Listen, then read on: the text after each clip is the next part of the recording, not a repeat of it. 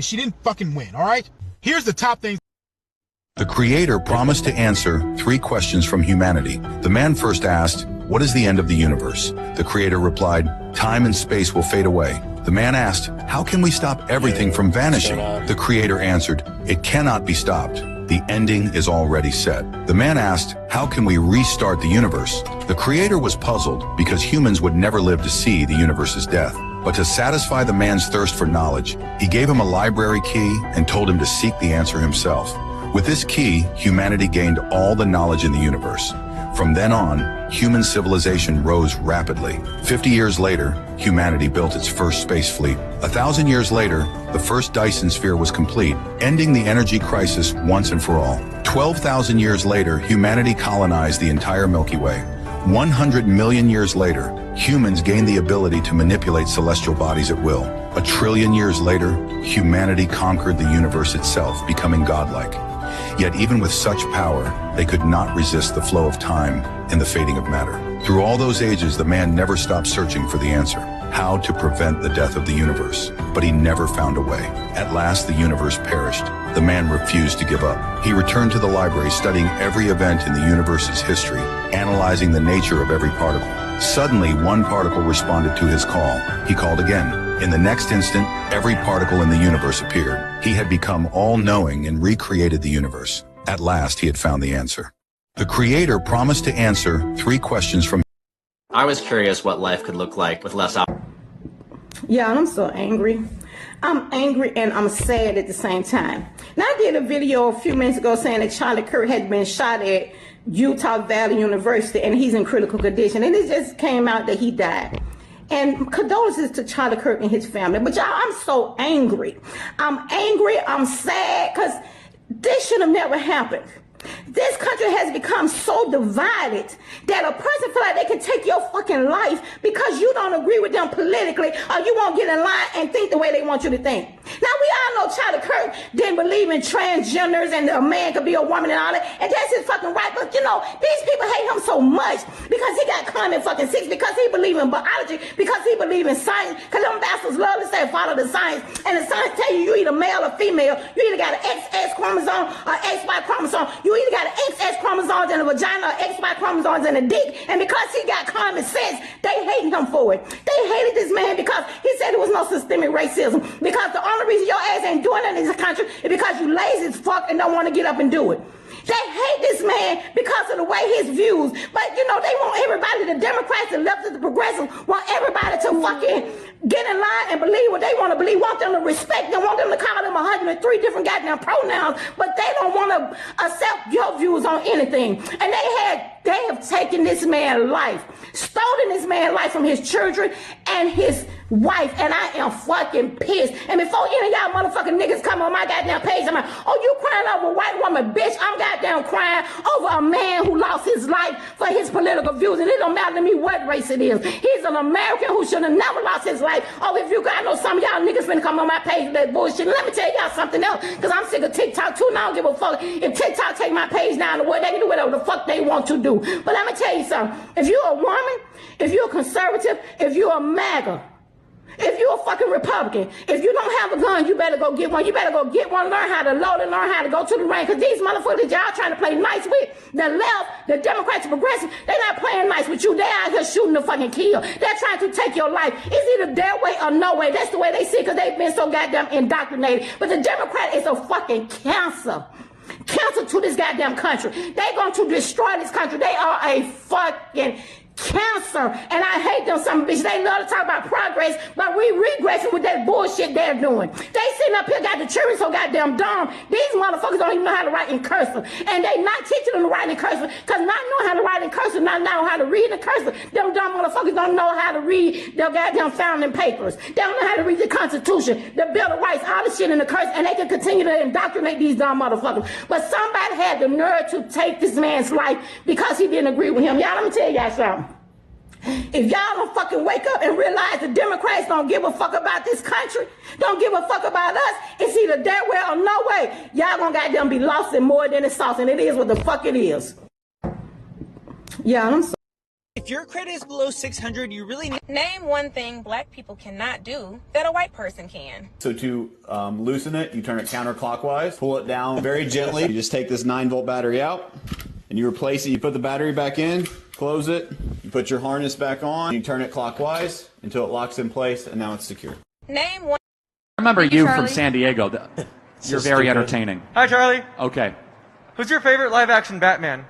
Favorite live-action Batman? Yeah, I'm stuck between Keaton and Bale. Oh, Bale.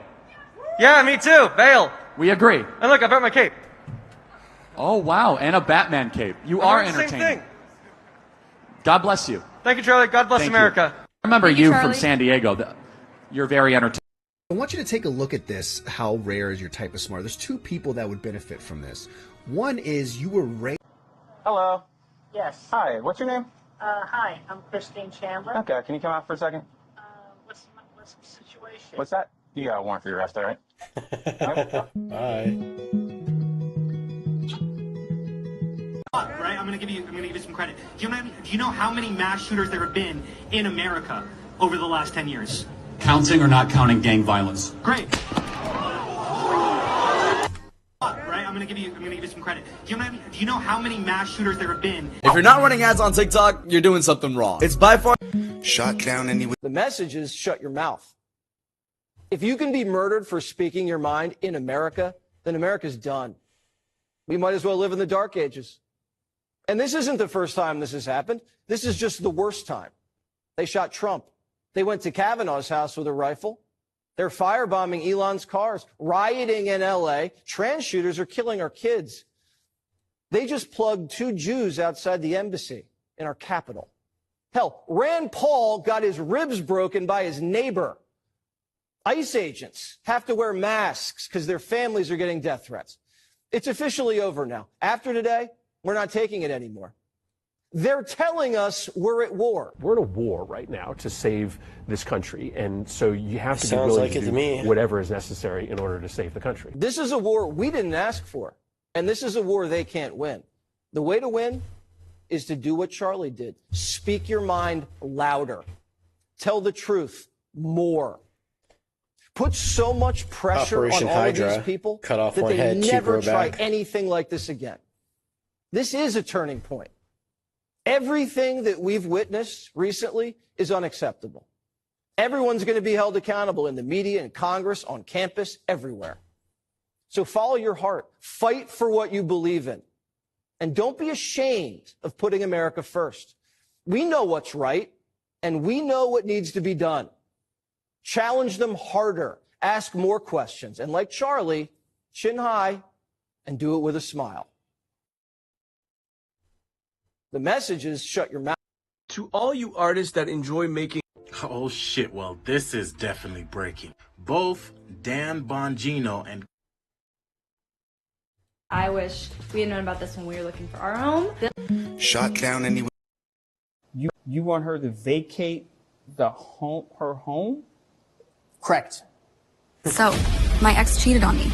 Did I just lose it? No one knew that within 24 hours of Charlie Kirk's death being announced, Trump took 3 actions that shocked everyone. First, Trump sent Barron and Melania immediately to Charlie's home. Melania would become the godmother of Charlie's 2 children, taking responsibility for both their emotional well-being and daily care, ensuring that they still felt warmth and security despite the devastating loss of their father. Barron would serve as their home tutor, not only assisting with their studies, but also providing guidance and companionship in daily life. Trump fully understood how much Charlie's family meant to him. He wanted to ensure that the children would continue to have a stable environment and strong support even after losing their father. He personally oversaw the arrangements, making sure that every detail, from safety to daily routines, was handled perfectly. Second, Trump decided to designate September 10th and September 11th as consecutive national days of mourning. Besides ordering flags to be flown at half-staff nationwide, he believed the severity of this event was comparable to 9/11. He specifically arranged September 10th as a day of tribute dedicated to Charlie Kirk, together with September 11th forming 2 continuous days of national mourning. This would give the entire nation ample time to commemorate Charlie, expressing respect and remembrance for his life. He instructed that moments of silence be held in governments, schools, and public institutions nationwide, ensuring that that everyone could feel the gravity of the event and recognize Charlie's important contributions to the conservative movement and the defense of free speech. Third, Trump would host a national debate tournament in place of Charlie. This was the Turning Point USA University debate event, founded by Charlie, and Trump intended to continue his work. Having experienced life and death situations himself, Trump could empathize deeply with Charlie. To make a statement to the perpetrator, he planned to return to Utah Valley University and other schools across the country to continue Charlie's events defending free speech. Additionally, he would have both his and Charlie's names printed together on MAGA hats and wear them throughout the activities. Charlie's death left Trump both furious and grief-stricken, worsening his own health, yet he chose to act immediately. Will you support him? Please pray for him and Charlie. No one knew.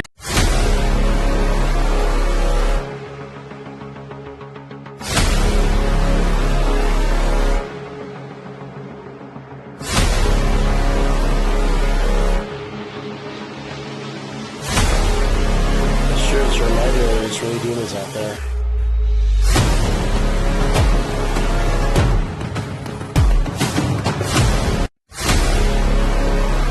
If you're stuck in 200 views, So, but first of all, let me try to find common ground. If I say we will make rape and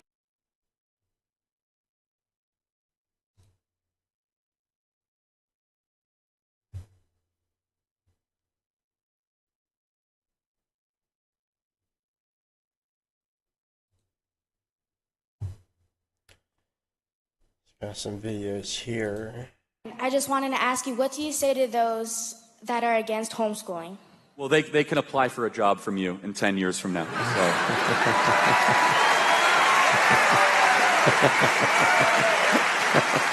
That's awesome. You're going to be more polite, smarter, wiser, happier, more direction, more purpose, less corrupted, more understanding, more battle ready, better prepared, less confused, more biblical, more grounded, more Christ-like. If you are homeschool your kids if you can, homeschool your kids. If they're scorning you or they're saying bad things to you, blessed are you who are persecuted in my name, it says James 1:5. So I'm a big fan of homeschooling. By the way, it used to be, the homeschool kids were quote unquote weird. No. The homeschool kids are wise.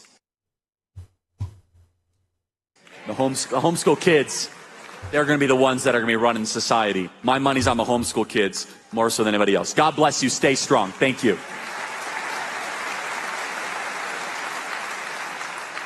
I just wanted to ask you, what do you say to... Charlie Kirk just got shot.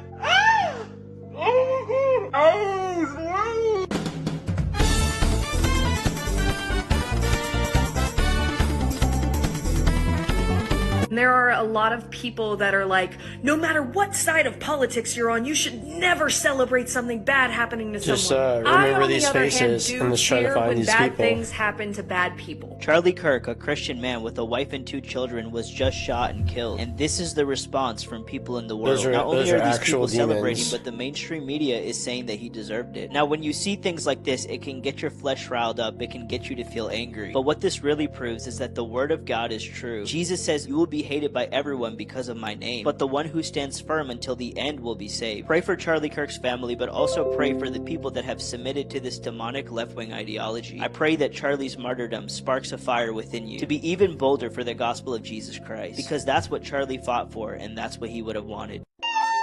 Charlie Kirk just got shot.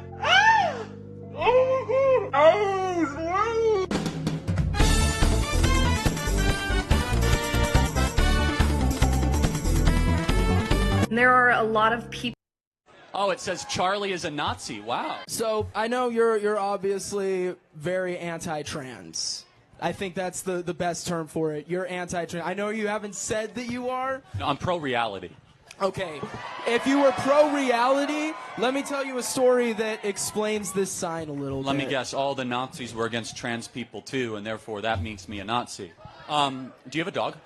I do have a dog. So did His name's Hitler. Are you a Houdini. I love Nazi? him. Oh my goodness. You have a dog, and so did Hitler. I can't believe it. Hitler had a dog. You have a dog. You're a Nazi. Oh my God. So you have short hair and up teeth? You must be a Nazi, mother. Let's elevate our discussion above personal insults. That'd be stupid. Let's try to... You see, The left can't debate, so they just call names. The left can't have a dialogue, so they just call names. That is the American left in one picture. They are intolerant, they are mean, they are ugly on the inside, and they are losing, and we are winning in this country, everybody. Oh, it says Charlie is a It's really hard for me to stop making videos about Charlie Kirk right now. I just want to point something else out. Look, I made a video yesterday before he was announced dead. I posted it before he was announced dead.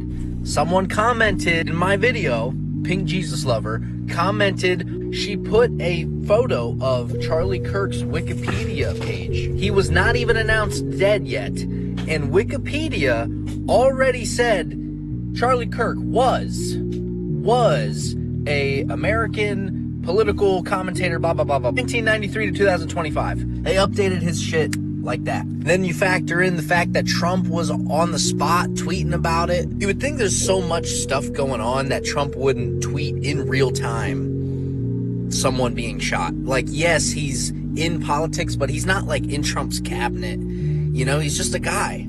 You gotta start asking questions. It's really hard for me to stop making videos about Charlie Kirk right now. I just want to point something else out. Seems like you forgot again. So let me remind you. You've made it through things you thought would break you. You've stood alone in rooms where no one noticed your pain. You've smiled with a heavy heart, just to make others comfortable. You've survived days you didn't think you'd get through. Nights where your mind wouldn't stop racing. Moments where everything felt like too much. But here you are. You've been the strong one for so long. You've started believing that you don't need anyone. You forgot how far you've come.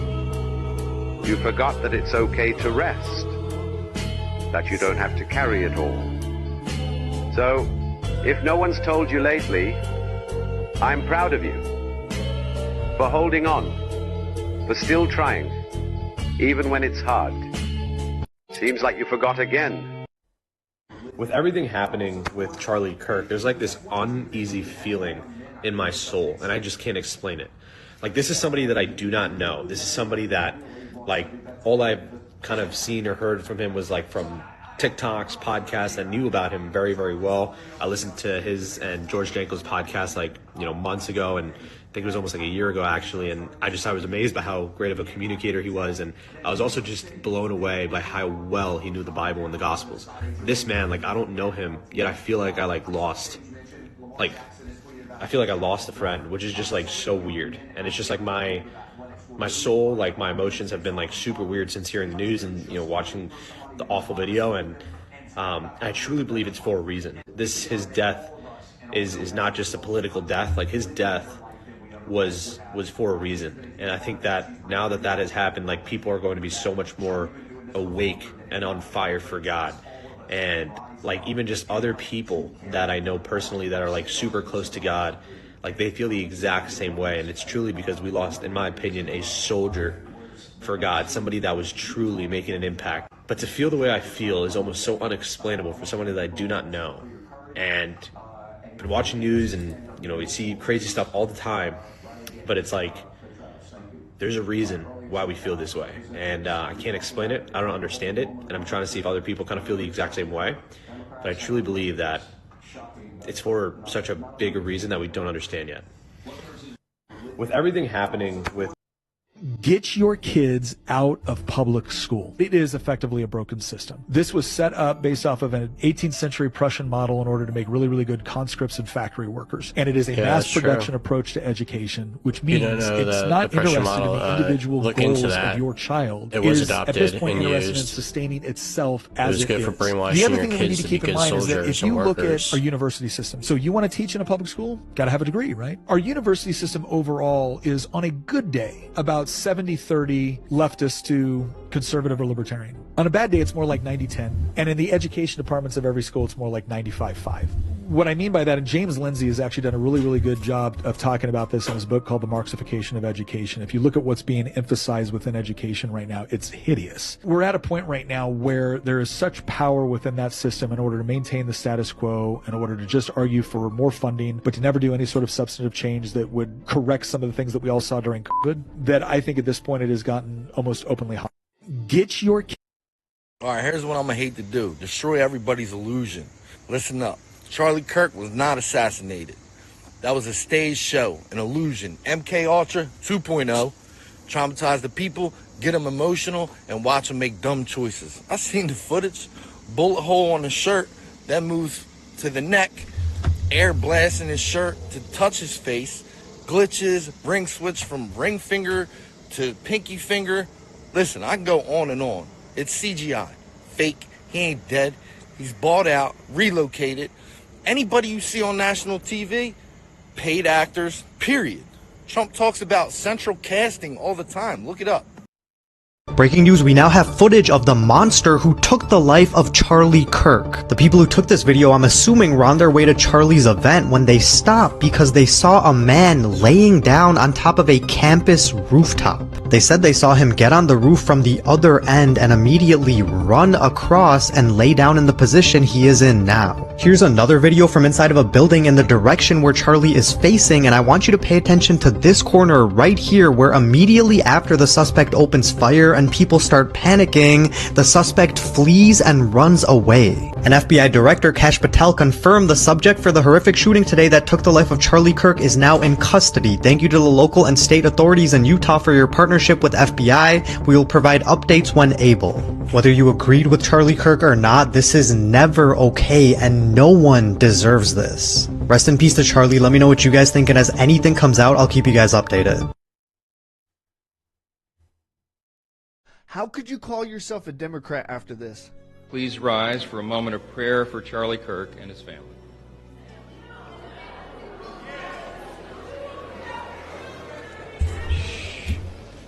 Demon crats. Let's demon rats. Wait a minute. The House will be in order. The House will be in order. The House will be in order.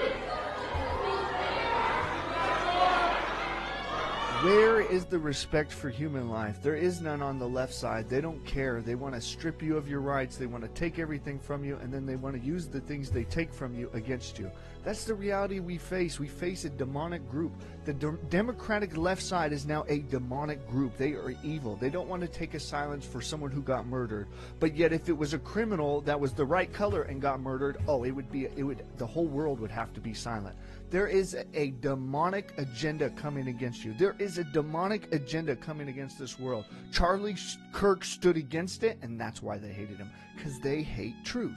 So if you hate Charlie Kirk, it's probably because you hate truth. There's no way you can be a Christian and hate that man of God. That's facts. And if you don't agree with it, then keep pushing. But if you do agree with it, I want you to type amen and share this with a friend. How could you call yourself a Democrat?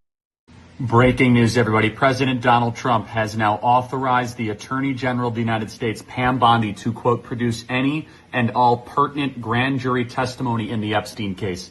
This is massive. This is something that we've been talking about for quite some time, and really a power to the grassroots. And thank you, President Trump, for listening to the American people. Let's keep our eyes closely on the story.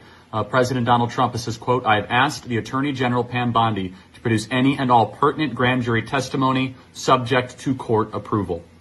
This is massive, and credit to President Trump, truly. So keep an eye on this story. Keep an eye on our channel. We're going to be updating you guys in real time.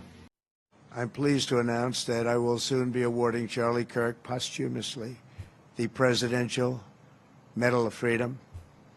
The date of the ceremony will be announced, and I can only guarantee you one thing, that we will have a very big crowd. Charlie was a giant of his generation, a champion of liberty, and an inspiration to millions and millions of people. Our prayers are with his wonderful wife, Eric, and his beautiful children. Fantastic people they are. We miss him greatly, yet I have no doubt that Charlie's voice and the courage he put into the hearts of countless people, especially young people. If you woke up today with a knot in your stomach over a man that you didn't know, You're not alone. I'm ashamed to say that I'm a little bit discouraged today. I'm sad, I'm frustrated, I'm angry. There's a lot of emotions racing. I'm ashamed to say I'm a little fearful as well, to be as bold as I should be in my faith. And that's the reality. That's because I have this flesh that wants to just cower and hide in a bunker somewhere. But I know that I am not encouraged to do that. I am encouraged to be a man of God, a strong man of God, one that will stand up to these bullies, to these enemies. Because I know that we don't battle against flesh and blood, but we battle against principalities and powers that go beyond the sight. Yeah, I feel the same way. Praying for Charlie Kirk's family. If you woke up today with a knot in your stomach over a man that you didn't know, I come to say goodbye. Where are you going? This was a tough watch. It's not a little trip. Charlie? Will I ever see you again? Sure. Sure you will, kid. You know, goodbyes aren't forever. Then, goodbye, Charlie. I love you.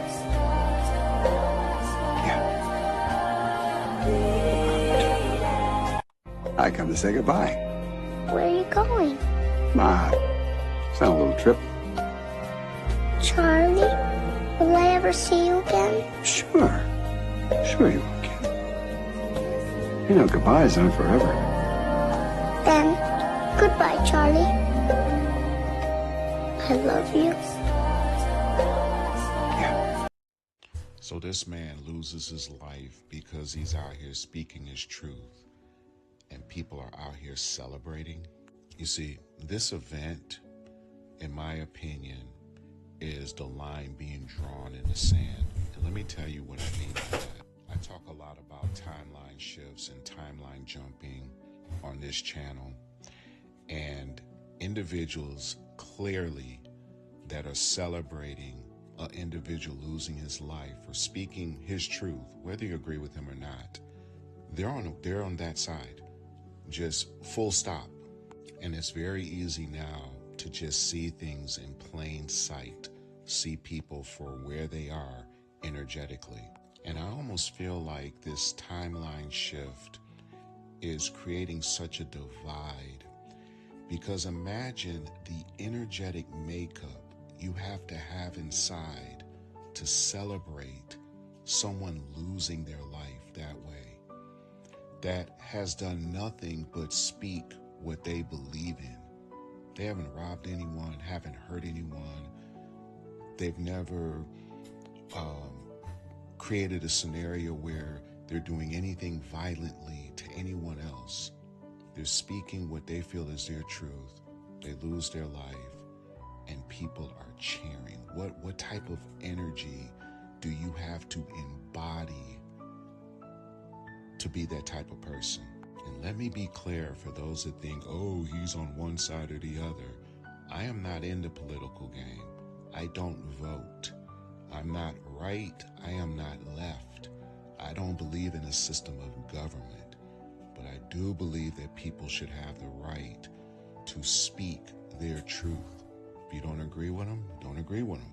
I don't know anything about this guy. I've never followed him, never watched him. I've seen him here or there.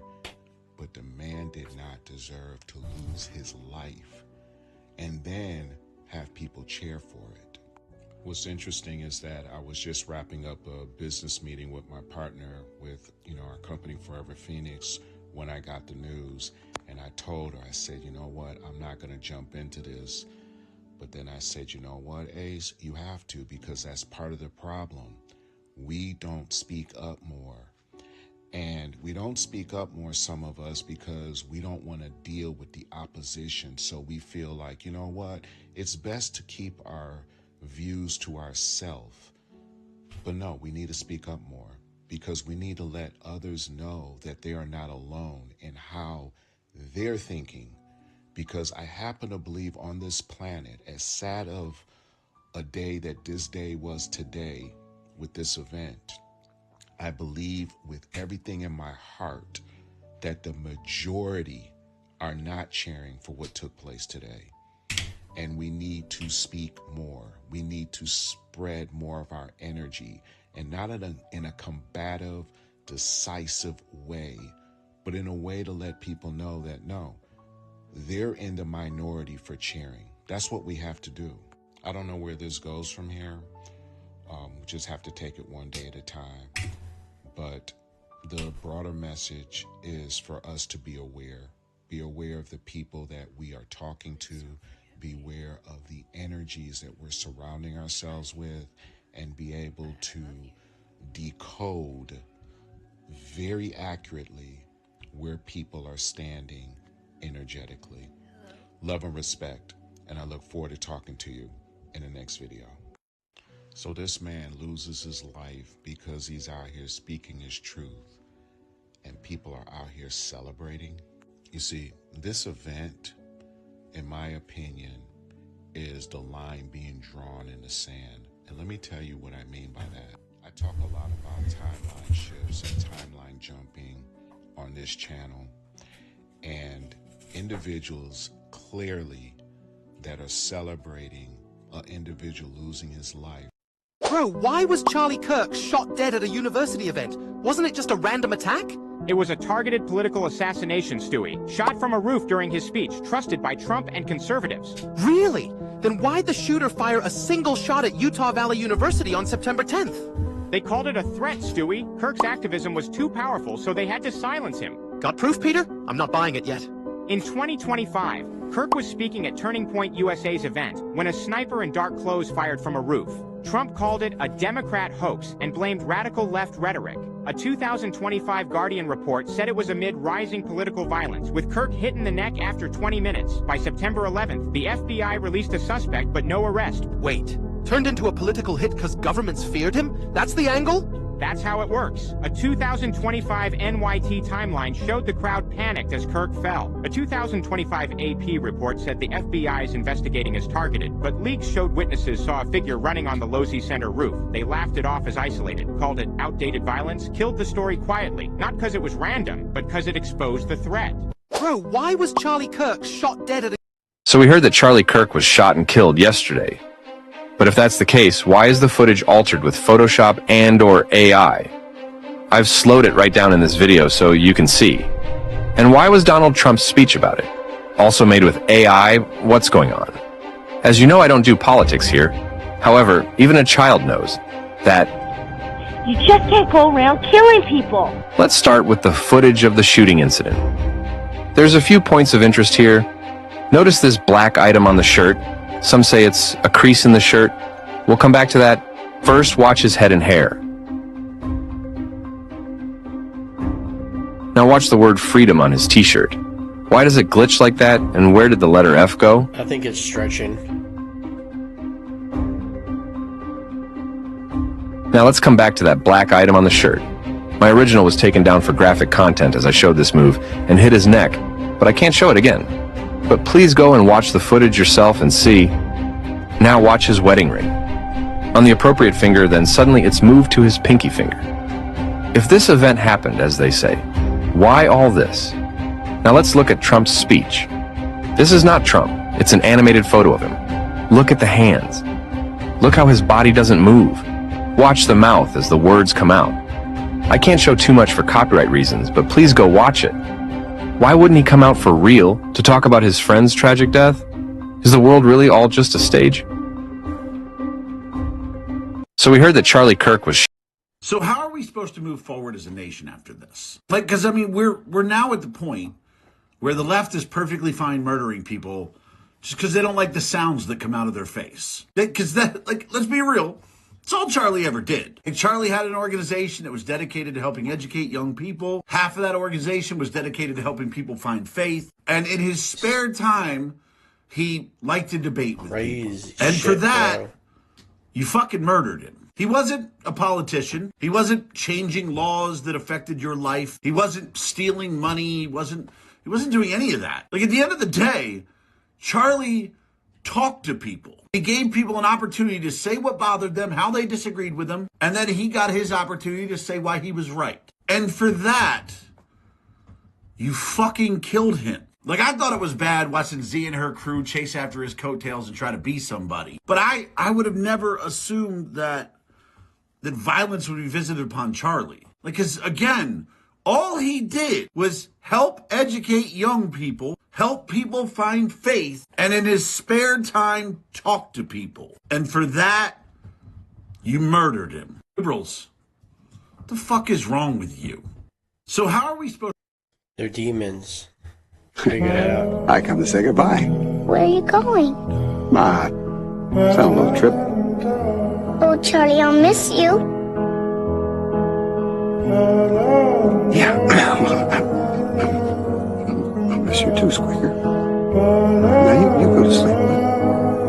Charlie, will I ever see you again? Sure you will, kid. You know, goodbyes aren't forever. For someone like Charlie Kirk, he should be ashamed of himself. No one mentioned the word race, white, black, or anything except him.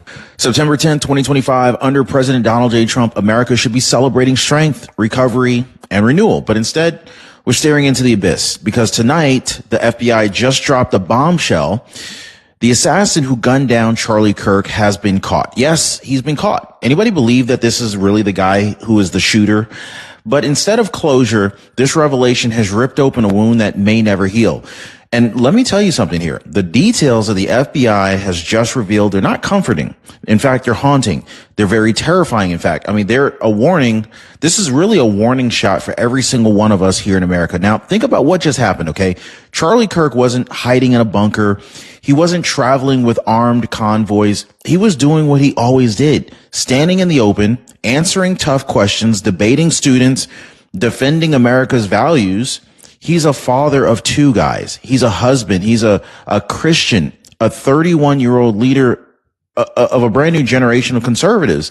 And in the middle of all of it, he was executed. One single shot, a sniper's bullet fired from nearly 200 yards away. They cut him down in front of the very students that he was inspiring. And I'm even seeing reports, and y'all correct me if I'm wrong, I heard that his daughter was near the tent or in the tent too. Can anybody confirm that for me?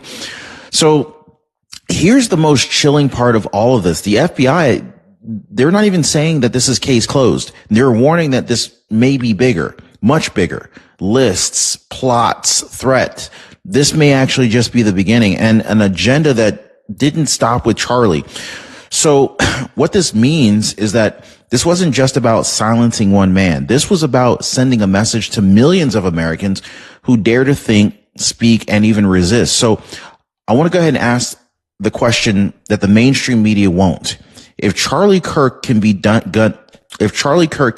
down in broad daylight at a freaking college campus under the banner of the American comeback, then what chance do the rest of us have, right? Now, don't look to the mainstream press for any kind of answers because they're way too busy just mocking and spinning, even hinting that Charlie somehow deserved what happened. Can you imagine that, guys? A man assassinated, and the first instinct of America's elite media is to justify it like he deserved it? He's been one of the most divisive, especially divisive younger figures in this, who is constantly sort of pushing this sort of hate speech or sort of aimed at certain groups. And I always go back to hateful thoughts lead hate to speech, hateful words, which then lead to so it's his fault. Actions. So here's what they won't tell you. This is clearly bigger than politics. This is bigger than Charlie. This is about you. This is about me. This is about every single American who believes in free speech, debate, truth, and faith. Now, make no mistake, guys. The bullet that took Charlie Kirk's life today wasn't just aimed at him. It was aimed at the very heart of America. We're canceling our events for obvious reasons. Probably I got to confer with the crew on exactly how this plays out and what this means. And then whenever they come up but with a my good story, phone is they'll on tell fire us it. right now with security as at the highest level it could possibly be. And we had an upcoming event. I was going to be on the ground at a university doing much the same. Tonight, I want to go ahead and walk you guys through everything, the shocking FBI revelations, the contradictions in the case, the disturbing online threats that predicted this attack, the reaction of a broken media class, and of course, the dangerous new reality that no one, not even you, is off limits anymore. So, guys, this is wild. Hit the like button, subscribe. Check this out. I go around universities and have challenging conversations, and because that's what is so important to our country, is to find our disagreements respectfully, because when people stop talking, that's when violence happens. Wow. So was this the warning that they're talking about? September 10th, 2025, President Donald J. Trump, President of the United States. But tonight, this America feels like it's hanging by a thread. The FBI has now confirmed it. Charlie Kirk's assassination. So the Federal Reserve has been given our proposal to buy back our XRP at $37,000 per coin. Now, the reason why this is important and why they should consider is because XRP could solve the debt crisis and liquidity crisis. If they were able to acquire this and use it as a reserve currency, they would be as liquid as all the G10 currencies combined. So this new financial system is going to rely heavily on XRP, and if they were to do a buyback, they would essentially be able to corner the reserve currency and have a monopoly on the reserve currency like they do today with the US dollar. Now, being $30 trillion in debt with over $100 trillion in unfunded liabilities, the Federal Reserve needs a solution. So they're going to have to come to the table. I want to give a shout out to Jimmy Valley and Valhill Capital for coming up with this proposal and giving it to the Federal Reserve. This will be a legal precedent going forward. If the Federal Reserve tries to shortchange us and only give us a few bucks for the reserve currency of the new financial system, we can reject it and we can say, hey, we came to the table with our deal. It was up to you guys to accept. So the Federal Reserve has been given our proposal to buy back our XRP at 30. The chair would ask that all members present in the chamber and those in the gallery please rise for a moment of prayer for Charlie Kirk and his family. Look how they refuse to because they're a bunch of assholes.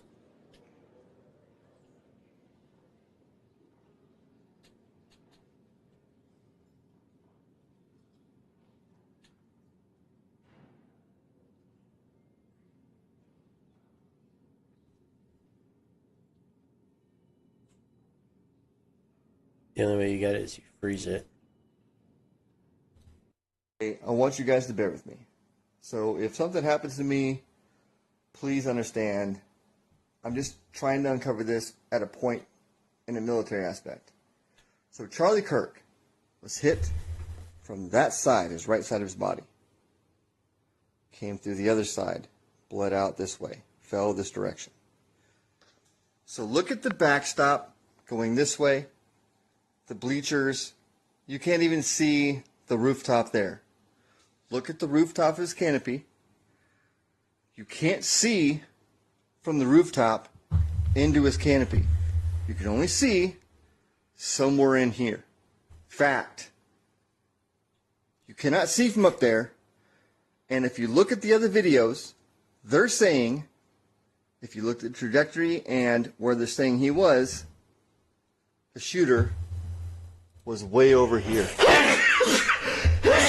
Shooting down, which means it would go here. He got shot from that side, coming out here.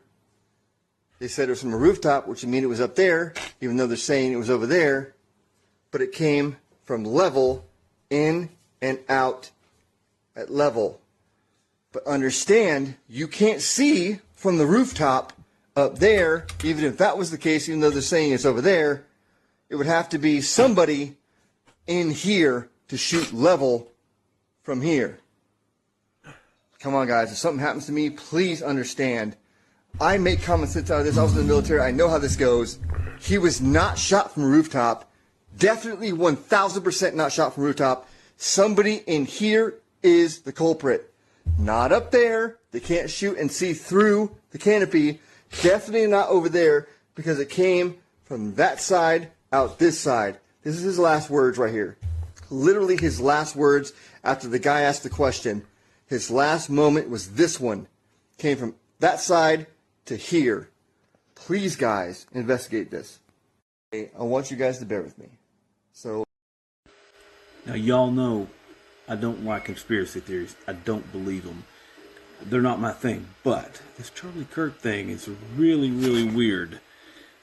See his ring. It's on his ring finger. This is him talking. Alright? See it? Plainly. There's his pinky. There's his ring finger. That's his ring finger. somehow after he's hit, it's on his pinky. I got some more views. It's on his pinky. Ring finger talking.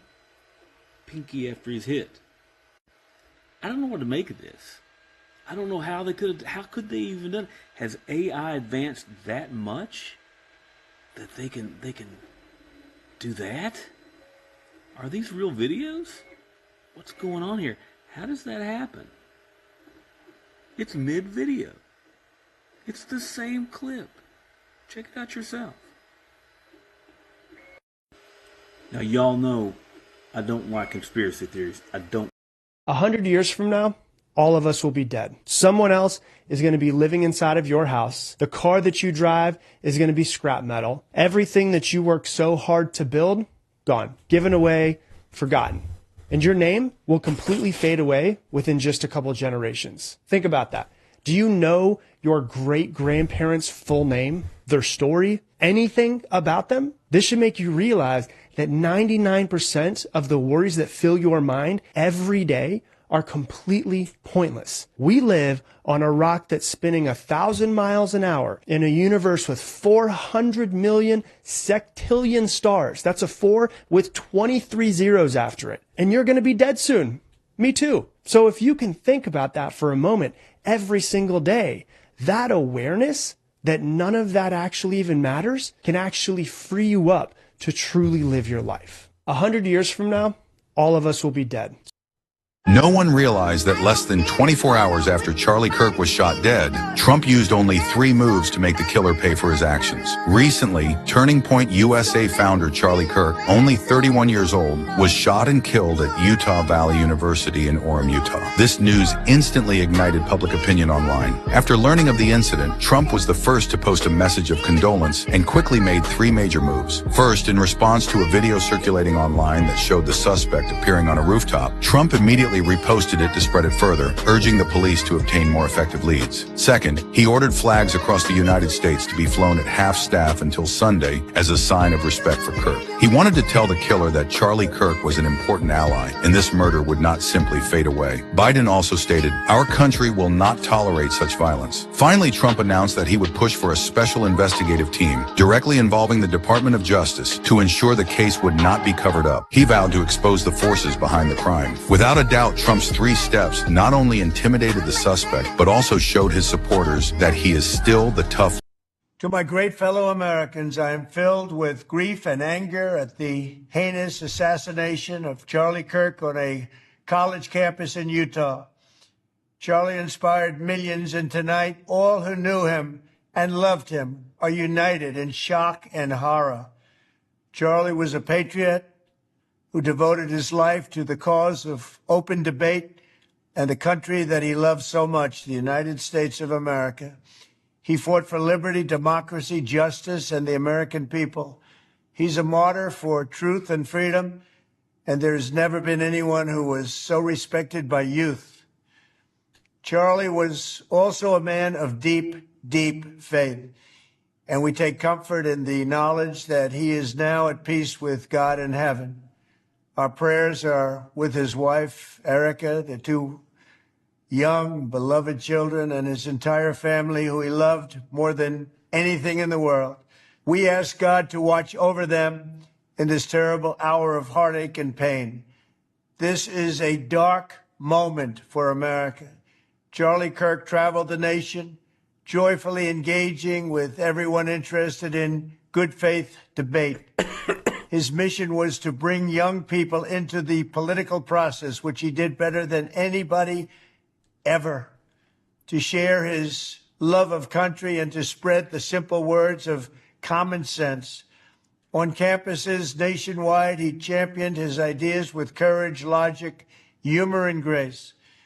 It's a long past time for all Americans and the media to confront the fact that violence and murder are the tragic consequence of demonizing those with whom you disagree day after day, year after year, in the most hateful and despicable way possible. For years, those on the radical left have compared wonderful Americans like Charlie to Nazis and the world's worst mass murderers and criminals.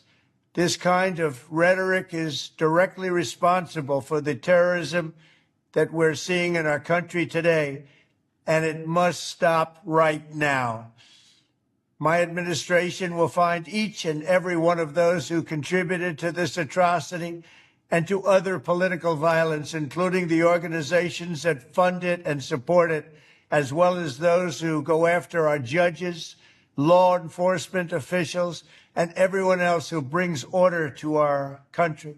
From the attack on my life in Butler, Pennsylvania last year, which killed a husband and father, to the attacks on ICE agents, to the vicious murder of a healthcare executive in the streets of New York, to the shooting of House Majority Leader Steve Scalise and 3 others, radical left political violence has hurt too many innocent people and taken too many lives. Tonight, I ask all Americans to commit themselves to the American values for which Charlie Kirk lived and died, the values of free speech, citizenship, the rule of law, and the patriotic devotion and love of God.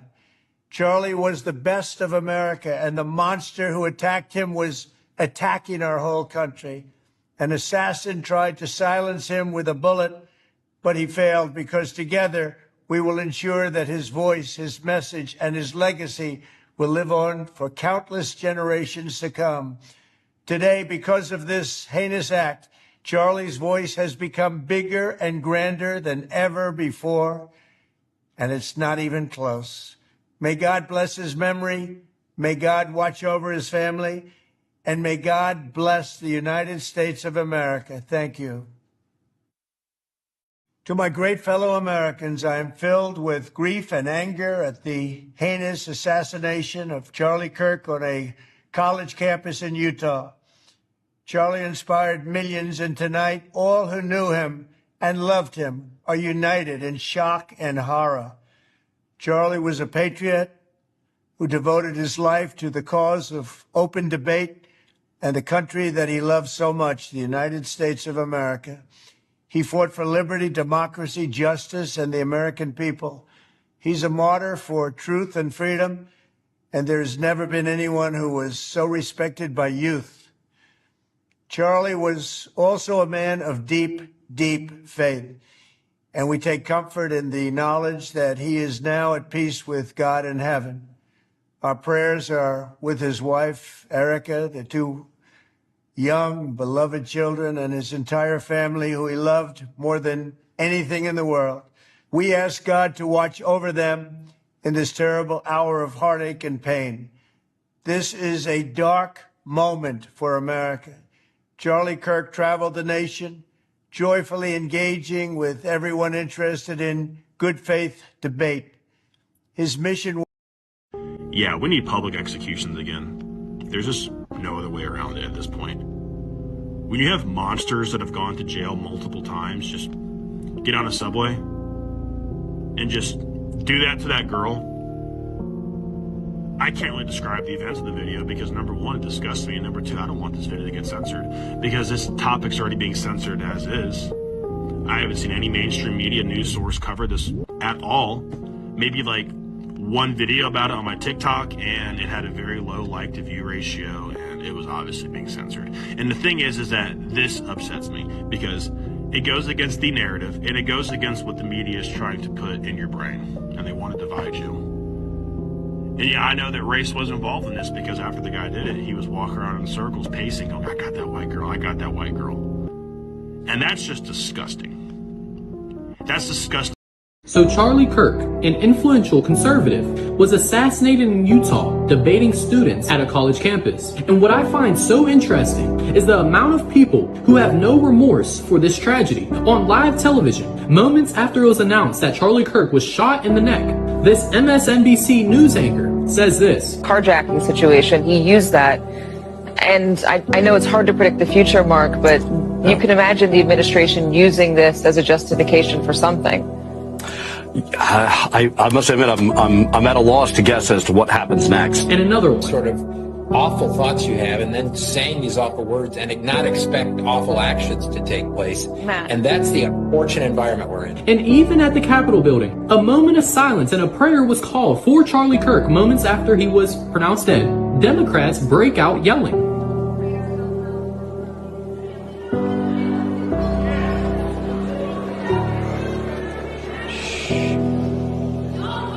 Let's wait a minute. And all over social media, there are people trying to justify this tragedy. See, whether you like the man or not, he was a proud husband and a proud father. And this assassination is going to put a burden on his family. And for people to make jokes about it, it tells me we live in a demonic world. Isaiah 5:20 says, "Woe to those who call evil good and good evil, who put darkness for light and light for darkness."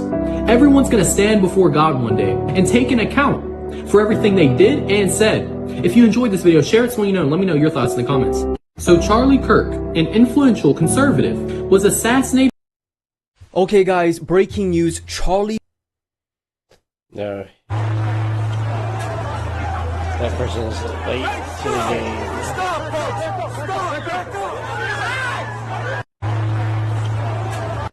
Okay, everybody, I'm here in Seoul, South Korea. As you can see, everyone, they have these like inflatable cushy chairs. Everyone is reading. This would last about 35 seconds in most American cities. You can have nice stuff. Crime is a choice. We shouldn't put up with it.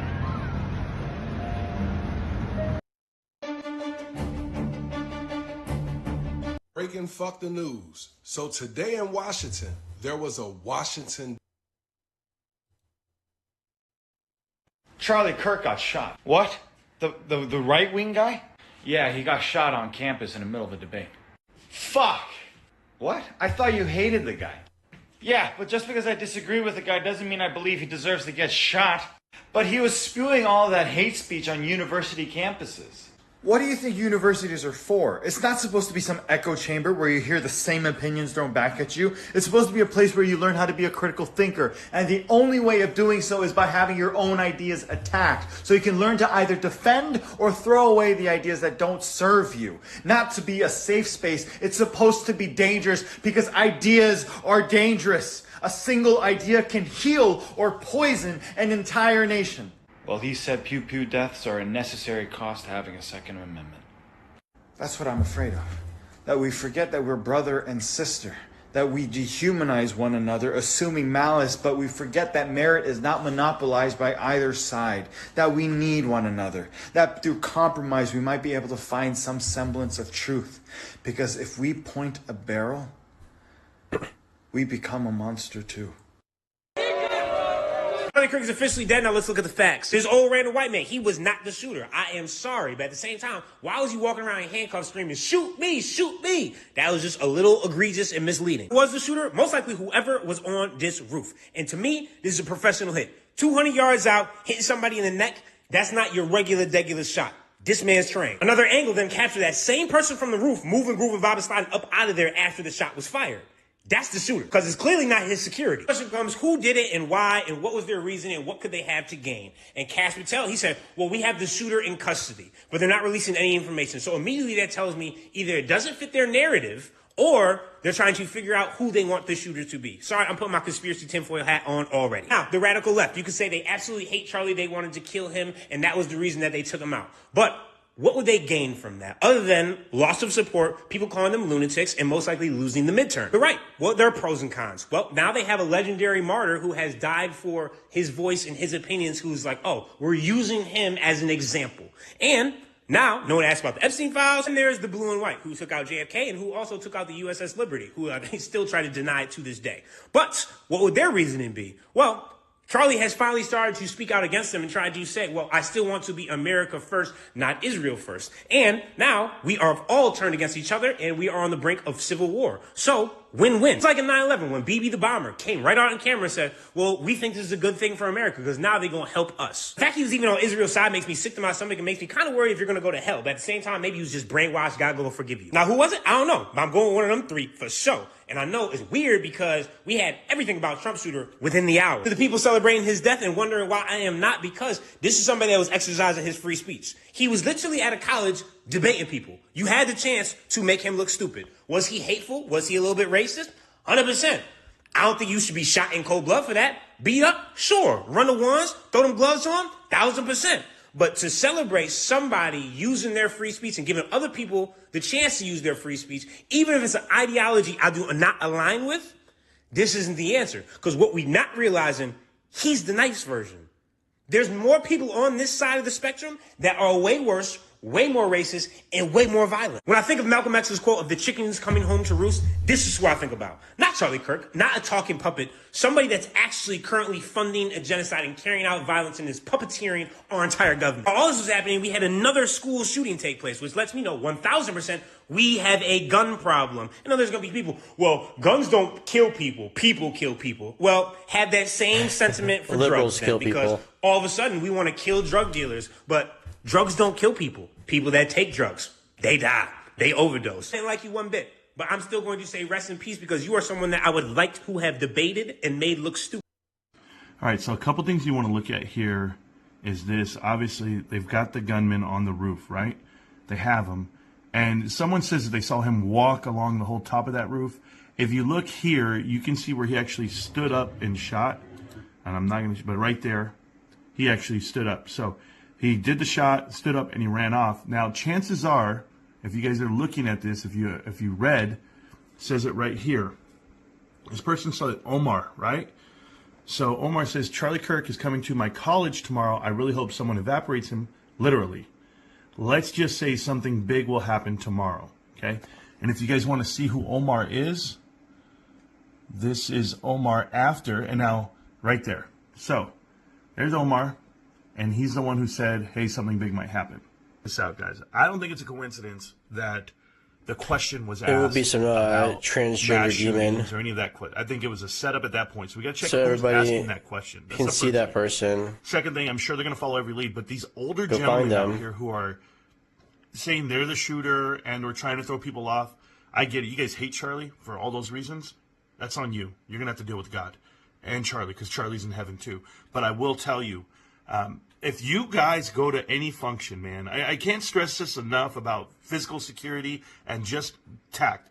You run into the middle of everything in the front of the stage and you make a commotion. You say something. We got shooters up on the top in Butler, Pennsylvania. There's a guy up there with a gun. Stop what you're doing. Run in the middle of this guy. Who cares who's looking at you, who stops you? You say, there's a shooter up there. You start making a commotion. You cannot be quiet about this. This guy recorded something and said, hey, look, somebody just ran across the roof and got in a prone position. Are you kidding? This is where you pick your feet up and you run and you do your damn job as a person, as a human. There are a lot of sick people out there, and they're sick people. It's the people doing this, okay? And they're sick about it, and I'm sick of it. All right, I'm telling you guys are trying to provoke people. You guys are trying to mobilize people, and we're not that way. We're God-fearing people. We respect the flag. I'm a United States Army veteran. I'll tell you what I do. I defend this country against all enemies, foreign and domestic. I don't care who's the president. I don't care who's in Congress. That's not my problem. I care about the people. And Charlie Kirk was exercising his First Amendment right in front of people, and he got assassinated for it. All right, so a couple things you want to look at here is this. Mary was hiding in the corner, secretly watching a handsome young man, when suddenly a package of chocolate dropped from the sky right in front of her. Instead of calling the police, she went straight to the drug dealer's hideout and returned the merchandise in perfect condition. However, she had one condition. She wanted in on the business. The boss couldn't help but laugh out loud and told her to go home and get some rest. But Mary wouldn't take no for an answer and immediately started pitching her advantages. First, I'm safer. Who's going to suspect a little old lady? Second, I'm cheaper. You can give me a smaller cut. The boss thought about it and realized she had a point, so he cut off a small piece of chocolate for her to try selling. And just like that, Mary's late-in-life entrepreneurial journey officially began with that little piece of chocolate. Back home, she divided the chocolate into 5-gram portions and disguised them as regular candy. Only after packaging everything did she realize a problem. She had no idea what to charge. So she went straight to the police station to find her son-in-law John, who worked there, and casually asked, "How much does chocolate cost per pound?" John was thrilled to see his mother-in-law actually seeking him out, since Mary had been cold to him ever since her daughter got married. Without thinking twice, he enthusiastically explained, "This stuff sells by the gram, and prices vary by type. The kind that looks like chocolate goes for about $40 a gram." Armed with market knowledge, Mary left excitedly, but faced a new problem: where to find customers. She found a street thug and pretended she wanted to buy drugs, getting him to reveal the dealing location. When Mary arrived, she discovered the business ran entirely on referrals. Nobody would talk to her. In desperation, she decided on a price war, selling at a 10% discount. Soon, a heavyset guy came to buy and even brought her new customers. Everyone felt the old lady was more trustworthy than the young dealers, and with the good prices, business took off quickly. Before long, Mary had sold all her merchandise, surprising even the boss. "Didn't know you had it in you." He happily gave her the commission and handed over 2 pounds of product to keep selling. Looking at the money in her hands, Mary was as delighted as a child. But as soon as she walked out the door, trouble found her. A police dog caught the scent of chocolate in her bag and immediately charged after her. Mary tried to shake off the police dog by suddenly turning around and kicking it, but the dog immediately tackled her. Luckily, her police officer son-in-law arrived just in time to save her. Back home, she immediately locked the door and refused visitors, beginning her preparations. She heated a knife over fire, then cut the chocolate into 5-gram pieces. Then, bag in hand, she strutted to the farmer's market, pitching to anyone she met. Having learned from her first experience, her sales skills had obviously improved dramatically. With her sharp mind and price advantage, Mary quickly sold most of her inventory while gaining a loyal customer base. Still, selling illegal substances weighed on her conscience, so she went to church to confess to the priest. The priest listened in disbelief and was about to urge her to turn over a new leaf when she handed him a stack of cash. As Mary left the church, a group of thugs suddenly blocked her path. Ever since she started selling chocolate, these guys had lost all their customers to her. The thugs attacked her on the spot and stole her money. Faced with explaining this to the boss, Mary had no choice but to add some filler to her remaining product to increase the weight. While she was busy mixing, her daughter knocked on the door saying she was going on a business trip and asking Mary to watch her son. The mischievous kid snuck into the kitchen while Mary wasn't looking and poured various seasonings into a bowl, finally adding a piece of chocolate. Following her no-waste principle, Mary mixed these ingredients into a cake. When friends came to visit, she served them the cake. After tasting it, her friends thought it had a special flavor, like something extra had been added, and they all became mysteriously excited after eating it. Mary had a sudden inspiration and realized this was a new business opportunity. She worked through the night turning her remaining chocolate into bread and took it to the street to sell the next day. When the thugs saw her selling bread, they thought she'd changed careers and stopped bothering her. Her regular customers raved about the bread, and Mary's sales skyrocketed. Her daily sales equaled what others sold in a month, shocking even the boss. Seizing the opportunity, Mary demanded her commission be raised from 10% to 30%, threatening to quit otherwise. The boss had to agree since she was the top seller. Mary's business grew bigger and bigger. She didn't even need to go out anymore. Customers came to her and had to make appointments just to buy bread. To support her, the boss arranged bodyguards for deliveries. With more and more customers, Mary was overwhelmed and decided to develop a network. She gathered the thugs who had previously bullied her, fed them cake, and offered them 15% commission to bring in customers. The thugs were delighted and immediately recognized Mary as their boss. Mary then asked friends to help make cakes, quickly doubling production. Soon, she had completely monopolized the local chocolate market, with all dealers working under her. However, Mary's incredible sales performance quickly caught the attention of a major drug kingpin. The kingpin greatly admired Mary's talents and decided to put her in the boss's place, literally pushing the old boss out of the car. He told her that to make the business even bigger, she needed to develop new customer segments. How? He suggested targeting schools because kids love cake the most, and habits should be formed from childhood. Hearing this, Mary was stunned. While she loved making money, she had her limits. Selling cakes to children was simply insane, so she refused the kingpin's proposal and decided to go straight. The next day, she bought a luxury car and took her grandson and friends to the beach for vacation. They enjoyed themselves thoroughly, staying in the presidential suite of their dreams and having a blast at the casino. She thought she could enjoy her golden years this way, but when she returned home, she found her house ransacked. Then the dethroned boss appeared, threatening her with a weapon, claiming he'd kidnapped her grandson and forcing her to cooperate with the kingpin or he'd kill the boy. Just then, Mary's police officer's son-in-law came to visit. The dealers got scared and hid on the balcony. To protect her grandson, Mary lied that the wind had messed up the house and quickly sent her son-in-law away. But she already had a plan. That night, she gathered her friends, armed themselves, and stormed the dealer's hideout, threatening the boss to release her grandson. At her age, she wasn't afraid of death and was even willing to take everyone down with her. The boss was intimidated by her determination and quickly released the boy. But as they prepared to retreat, a friend accidentally hit the music button on their weapon, and the dealers realized they were carrying toy guns. They immediately tied them up, ready to finish them off. At the critical moment, police burst through the windows. Her son-in-law had already sensed something was wrong and set up a dragnet, catching all the dealers. Even though Mary was the police officer's mother-in-law, the law was the law, and she couldn't escape the punishment she deserved. After getting out of prison, Mary opened a real bakery. Business was still booming, except now the cakes no longer contained that special chocolate ingredient. Mary was hiding in the corner, secretly watching a handsome young man, when suddenly a package of... I'm talking to you dirty ass Democrats today. Well, your dirty asses every day. You people are responsible for everything that's going wrong in this country. That's right, I said that. Everything that's going wrong in this country. We know what particular party is trying to get this country back on track. But this is my problem with you Democrats. Everything that's going wrong in this country that's violent, that is you. That is you pushing your ideology to separate everybody, keep everybody separated either by race or by violence. That's your history, and you still continue to do it today.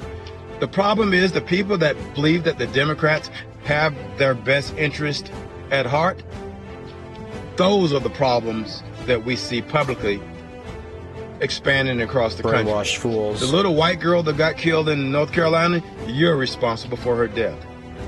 The black girl that got killed by an illegal and thrown off her bridge, you're responsible for her death.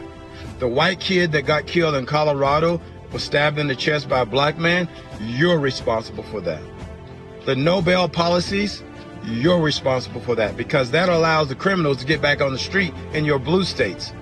And then you have a problem with the National Guard coming in and making that community safer, and you to come out and tell people that's not a good idea to be safe.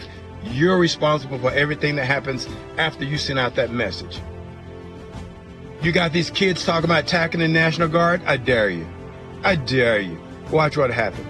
Fuck around and find out, because they will let you know. A new version of lead poisoning. You Democrats are the worst of the worst when it comes to representing a community of people. You use people, you exploit people for your own personal power. You haven't done anything to help the people that you so-called lead at all in the past 4 years. Ask one of them to tell you, what has the Democrats done for them, not me, them in the past 4 years? Nothing. Nothing. Absolutely nothing. All they want to do is talk, and can control the people in those communities. Why do you think blue states are so bad? Because Democrats do not know what the fuck they're doing. Why are blue cities so bad, even in a conservative state? Because the Democrats don't know, once again, what they are doing. It is proving time and time again, Democrats do not know how to run the country. Who has proven this? A conservative president who happens to be a businessman. Why was Democrats so bad under Barack Obama? Because he didn't know what the fuck he was doing. Why was it so bad under Biden? Because Biden didn't know what the fuck he was doing. So you Democrats should not be in power. You have a different agenda than the conservative presidents. To a conservative president, it's about running the country and running it as a leader and effective while running it. All the Democrats know how to do is just run it into the ground. We've seen that 2 times now with the last 2 Democrat presidents. We're always talking about surveys and surveys and surveys. Well, the surveys are in. Democrats do not know how to run this country. Democrats do not know how to run blue cities because they are the cesspool of every state, red or blue. Look at Austin, Texas, cesspool. It's part of Texas, a red state. Look at Utah, Salt Lake City. It is a cesspool, conservative state. So yes, we have our problems in conservative states as well. It's because the cities that are being run by Democrats are the problem. If I had my choice, they wouldn't exist. But you people, you Democrats, you don't know how to run anything but into the ground. And you like the propensity that rage cause. Well, let me back up. You like the results of your rage triggering, because that's what you do. You trigger your people to go nuttier than they actually are. You know, when people come out talking about killing people, That's your people doing it. It's not the conservatives. And we're the one with all the guns. That's your people talking that. You don't see conservatives talking about going and shooting anybody or going downtown and fighting against the National Guard, because the Democrats have told you people that it's not smart to be safer in your city. It's not a good idea to bring the National Guard in your city. Well, you know what? Blue states and blue cities, the National Guard wouldn't be there if your killing rate wasn't so high. And you people that follow the Democrats, you need to recognize this crap. You need to start asking why are the National Guard here? And why is our killing rate so high in my city? You need to start asking questions. Ask the right question, not the questions they tell you to ask or they tell you not to ask. You people don't believe your eyes and you don't believe what you hear. You only believe it unless it comes from CNN, MSNBC, ABC, CBS, and or some whack-ass leader in your so-called party. Jasmine Crockett, AOC, Chuck Schumer, Nancy Pelosi, Hakeem, Walmart, Jeffries. So if you want to be safer in your city, do what we do. Wake the fuck up. If your credit is below 600, we just had the creepiest experience at the library with me and my kids. I'm in the car right now, getting ready to go to the police station to make an official report. So everybody that says, like, make sure you report this, like, I'm already on that. Crazy you hear already? all What's the up? time, like, parents, like, especially moms that are alone with a lot of kids like me, always being on alert, like, people preying on your distractions. So we go up to the library.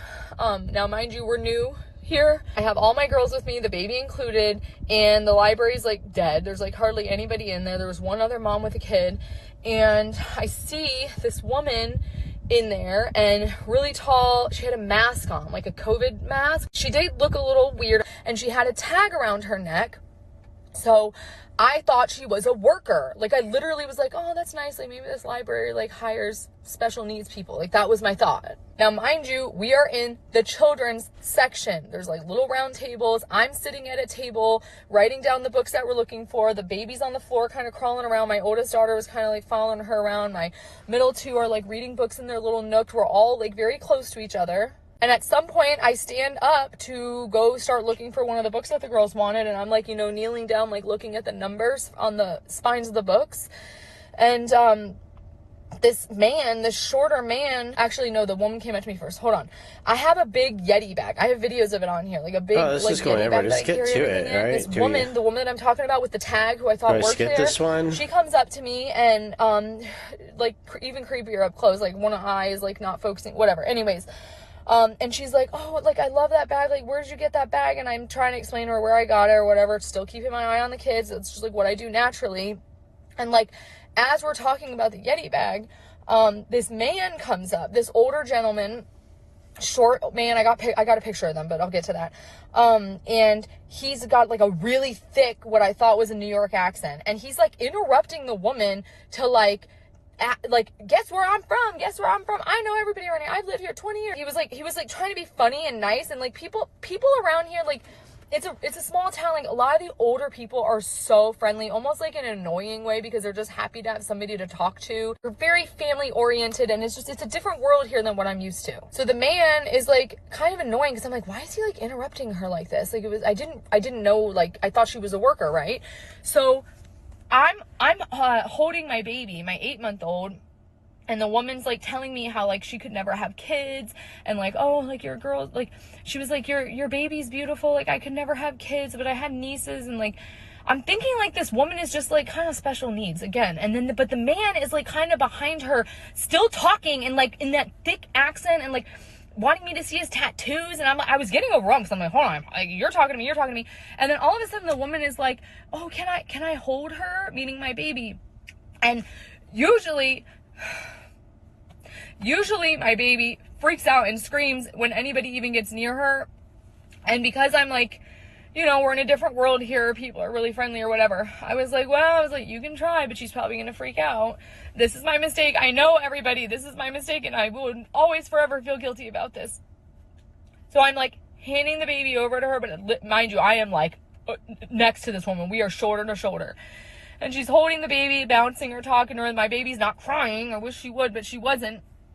And like, the man is still behind her, and he's like, yeah, I've been here 20 years. I met my wife here, and he's pointing to her. And then it dawns on me, this is a husband and wife situation. That was weird. I thought the lady worked here. She had did I say she had a tag on, like a necklace with like a tag at the bottom? She just looked like a worker. And so she's holding my baby, and I'm like, you know, whatever, like, this is kind of weird, but whatever, we're talking. And then all of a sudden she's like, do you want to go bye-bye? Do you want to go bye-bye with me to Walmart? I grabbed my baby so fast. And I didn't start flipping out yet. I was just like, no, she needs to eat. And I'm pulling her back. And the woman, she wasn't like resisting, but she also wasn't like, oh, here you go. Like, it was like a weird thing. But again, I'm like, this woman's like special needs. Like, something's wrong with this woman. So Donald Trump is the very first Republican who I have ever voted for in my life. I voted for him for the first time in 2020. Before that, I voted Barack Obama twice, and I voted for Hillary Clinton in 2016. And the only reason I voted for Hillary Clinton in 2016 was because I believed that Donald Trump was a racist, and I also thought that the majority of Republicans and the people who were voting for him were also racist. Then in 2016 hit, and he won. I was so disappointed. I told my sister, I cannot believe that the country that just elected our first black president turned around and elected this man. Then my sister told me, just because people have voted for Donald Trump does not mean that they are racist. I told her, yes, it does. It absolutely means they're racist, because that's what I thought. Then I saw him as president, and I thought that he was a good leader. I think he did a good job, aside from all his mean tweets. So in 2020, I voted for him. And in 2020, I was literally undecided until that third debate with Donald Trump and Joe Biden. I saw Joe Biden get on stage, talk about all the wonderful things that he was going to do should he take office. Then Donald Trump said the same thing to him that we saw him say to Kamala Harris. If you were going to do those things, why haven't you done them? And in Joe Biden's case, he had been Barack Obama's VP for 8 years. And in addition to that, he had also been a senator. So around that time, he had about 40 years in office under his belt. And when Donald Trump asked him that question, that struck out to me, that why didn't you do all these things in 40 years? Then Joe Biden answered that question with an excuse and said the reason he didn't do it was because of the Republicans in Congress. Said also because he was the vice president. And I was thinking, so the Republicans in Congress stopped you from doing all this in 40 years? You couldn't get any of this done in 40 years? That struck out to me. And that made me vote for Donald Trump in 2020. And I remember when I was actually on my way to vote for Donald Trump, my husband and I were in the car riding together. We started talking about the election and who we're voting for. He was voting for Biden. I told him I was voting for Donald Trump. He immediately turned the car around and drove back home. Would not take me to the poll to vote for Donald Trump. So we went back home and... Do you want to see some photos of the Earth taken just yesterday? There she is. These 11 photos were taken yesterday and... Oh, these are real photos from the Earth? What's your source? Is it NASA? There she is. This is the moon passing between the satellite that took these photos and the Earth. And it's weirdly bright because it's actually completely illuminated. That's very interesting. Did you notice how big the Earth was when the moon was supposedly passing in front of it? Well, this is an official NASA image from the moon. And look at how small the Earth is in this image. This woman is the leader of the NPC party, a complete fraud. Hey, Alexandra, where's the stars in this photo? Why is the Earth so much bigger than the moon in this video? With these official NASA images from the moon, the Earth is so much smaller. This makes so much sense, guys. You know what NASA stands for? It's never a straight answer. Imagine seeing this and believing it's real. There's a 0% possibility that she believes this as well. Bought and sold by the Matrix. Let's listen to what NASA says about seeing the stars in space. Have you ever looked away from Earth into the black void? Yeah, because you can see, because you can see the stars. Looked up at the sky. Could you actually see the stars? We were never able to see stars from the lunar surface or when the daylight side of the moon. But I would not. Imagine believing this, guys. Imagine believing her. Shame on you for deceiving humanity, Alexandra. Quit believing these agents of the Matrix and start listening to our ancestors and the Bible about what the Earth actually is. Peace and love. Do you want to see some photos of the Earth taken just yesterday? There she is. These 11 photos were taken yesterday, and Oh, these are real photos from the Earth? What's your source? Is it NASA? there she is. This is the moon. So I just had a kid threaten to murder me and my fiance, and I'm gonna make him famous. Let's talk about it. So this is Kai Pichon, and he is such a supporter of Palestine, he decided to jump in my DMs and threaten to murder me and my fiance. He told me not to leave my house because something is waiting for me. So I said, well, I'm flying tomorrow. You gonna get me at the airport? He said, oh yes, I have you mapped out. Don't worry, he'll be at the airport. I guess he was talking about a hitman. He said, what's coming to you is beyond words. Then he said, good luck on the flight. Something big is coming. Protect Emily at all cost as well, Peter Griffin. I guess I'm Peter Griffin, but he said she's getting it too. Had this dude just threatened me, I probably wouldn't have gave a shit. I mean, if you saw my DMs, holy shit, you would think the whole world's coming for me. But when he threatened my fiance, he seriously fucked up. Because he was dumb enough to use his real name on Instagram. So it took me about 30 seconds to find out everything about him. So I proceeded to Facebook message his mother, father, siblings, and grandparents. I also posted his death threats to me on all their pages and asked, is that something they're cool with? But then I found out some even more interesting things about him. He lives in the UK, which completely changes what I can do legally. Because if you online threaten somebody in the US, generally the police don't give a shit. However, in the UK, online death threats are punishable by 2 to 7 years in prison. So I contacted his local police department in Scotland and provided them with all the evidence. They've assured me they will be speaking with him shortly. But in addition to that, he also happens to be an honor student at a Scotland university. And their dean was kind enough to arrange a Zoom meeting with me later this week. The Scots are so accommodating. And lastly, I contacted his current employer. It's so cool, like their website has like a direct DM option. And they responded within 2 minutes. So they'll be looking into the incident as well. Now, I'm not going to show any of his personal information because then I'd be accused of doxing. But I think people need to understand that this shit is not okay. Like, if you want to argue and debate with somebody, I'm all for that. Hell, even if you want to call me fucked up names in my DM, go to town. But when it rises to the level of threatening to murder me and my fiance, I'm going to do everything I can to ruin your fucking life. And I'm going to make sure that everyone in that life. So I just had a kid threaten to murder me and my fiance, and I'm gonna... Stay away! Stay away from me! Stay away from me! What? And boat hijacking. With what? What do you need help with? Is there any chance we can just siphon some gas off you? We're running really low and we're not gonna make it. Like we need gas. Nah, I don't got gas for you guys. Oh shit, they're gonna come up on a jet ski and try to hijack the whole boat. Out of your tanker. No, I'm sorry, I don't have any gas for you guys. Please just give it to us, please. Just a little bit, bro. You can't just give us a little bit of gas, please, bro. Please, like, please, I'm begging you. We're gonna die if we stay out. I don't know. Should we give him gas? You sure you have no gas? You sure you have no gas? I got no gas. No. You sure you have no gas? Yo, what is that? Nothing. Are you sure you have? What is that thing? Bro, put that down. Yo, chill. Chill. What is that? What? No. Look, guys, I don't want trouble. What do you guys want? Bro, okay. You want a rope? Get him a rope, dude. Get him. What? Yo, stay away from. Okay, don't shoot that. I will. You got gas? You got any gas? You up there. You up there. Go. You up there. You stay here with me. You stay here with me. Stay. Stay away. Stay away from me. Stay away from me. What? If you thought that you were going to shut a movement down, you're going to get a rude awakening. You woke us the fuck up. If you thought... Going to bomb the plane! Dead to America! Dead to Trump! Allah Akbar! Allah Akbar! Allah Akbar! Allah Akbar! Allah Akbar!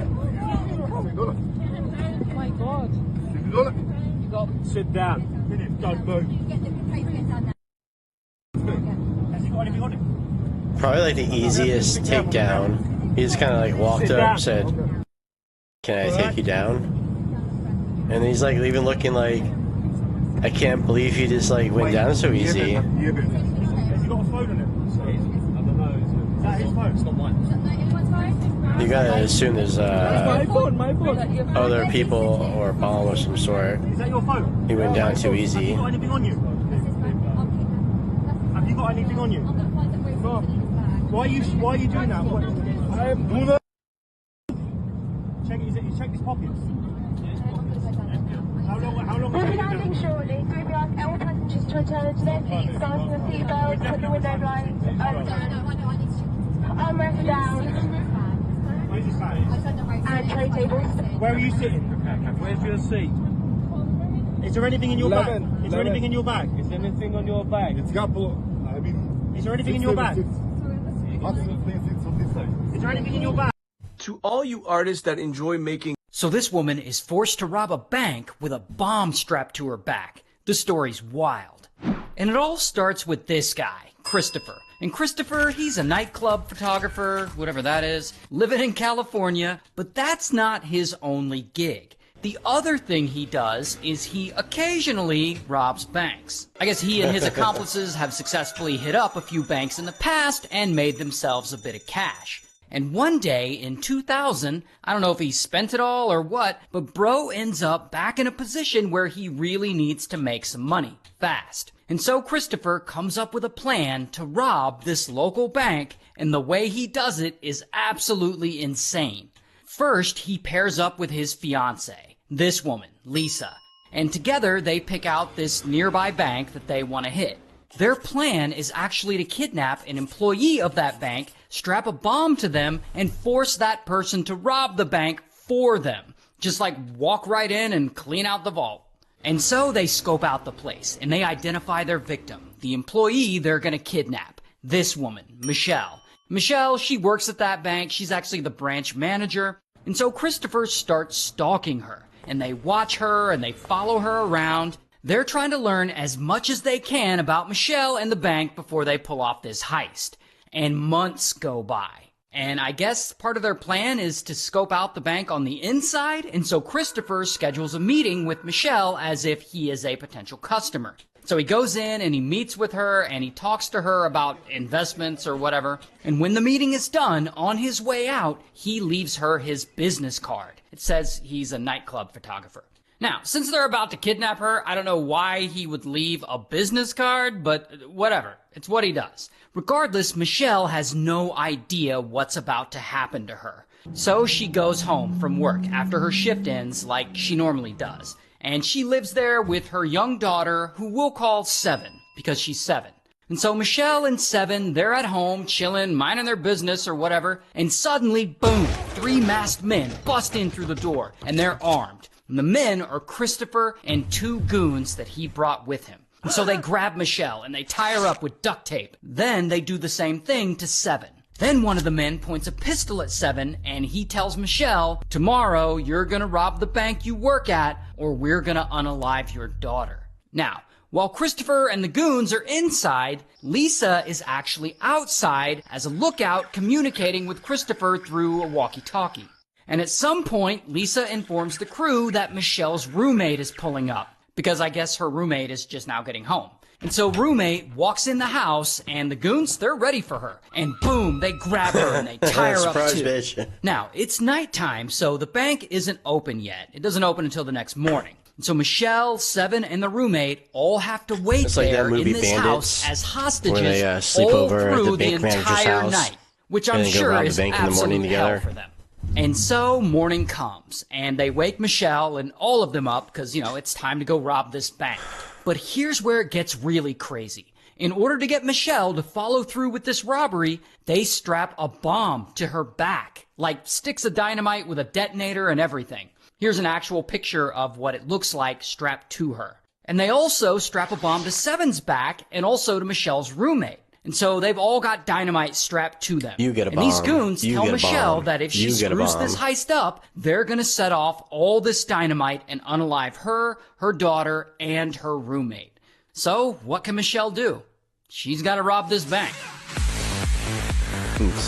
So there Michelle is, driving her Jeep to the bank while Christopher is in the back seat holding her up with a pistol just in case she tries to get away or something. Then they get there and they park and they wait for the Brinks trucks to arrive to drop off a bunch of money for the bank to use. Because they fill up the vault with money every morning, I guess. Once the truck drops off a load of cash, Christopher tells her that she's got 5 minutes to get in and get out. And if she doesn't in 5 minutes, he's gonna blow her up. So Michelle goes inside and she's carrying a briefcase that Christopher gave her. Then she goes up to one of the tellers, and immediately the teller knows something is off about her. Something's wrong, like Michelle's just not being herself. And so Michelle drags this teller into the vault with her, and she straight up tells her what's going on. She's like, I have dynamite on my back, and I need to clear this vault of money or my daughter and I are gonna die. And she lifts up the back of her shirt, and she shows the teller that there's dynamite strapped to her. And so this teller starts freaking out. But she doesn't want Michelle to get blown up. Supposed to work so today, she starts actually. helping her stuff a bunch of cash into this duffel bag that was inside that briefcase. And they fill this bag with a ton of money, like $360,000. Then Michelle tells her, don't call the police, because if you do,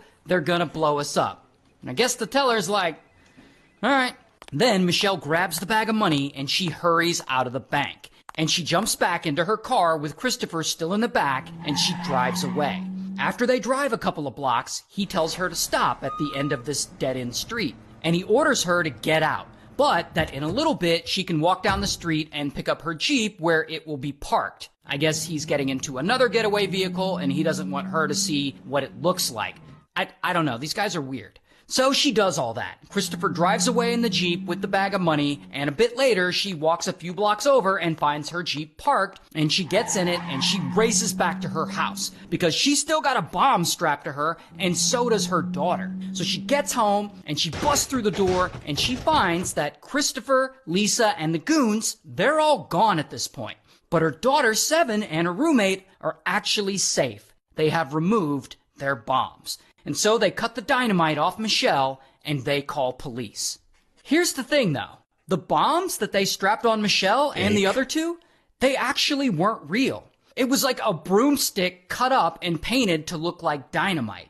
And the pistols that Christopher and the goons were using, they were also fake. They were actually BB guns. So the whole thing was faked. Like, they were never in the danger that they thought that they were in. But of course, they didn't know that, The money so they was acted real, though. accordingly. But at this point, I found a crack I could peek through. Holy Christ. Couldn't help myself, but an old man noticed everything. The pause for... The smartest YouTubers use Opus Clip. I think Trump's remarks in the White House was AI. I'm going to show you the glitch. I believe this is the reason why they're going to try and silence us on social media, because we do the investigative work and we share it. To my great fellow Americans, I am filled with grief and anger at the heinous assassination of Charlie Kirk on a college campus in Utah. Wait for it.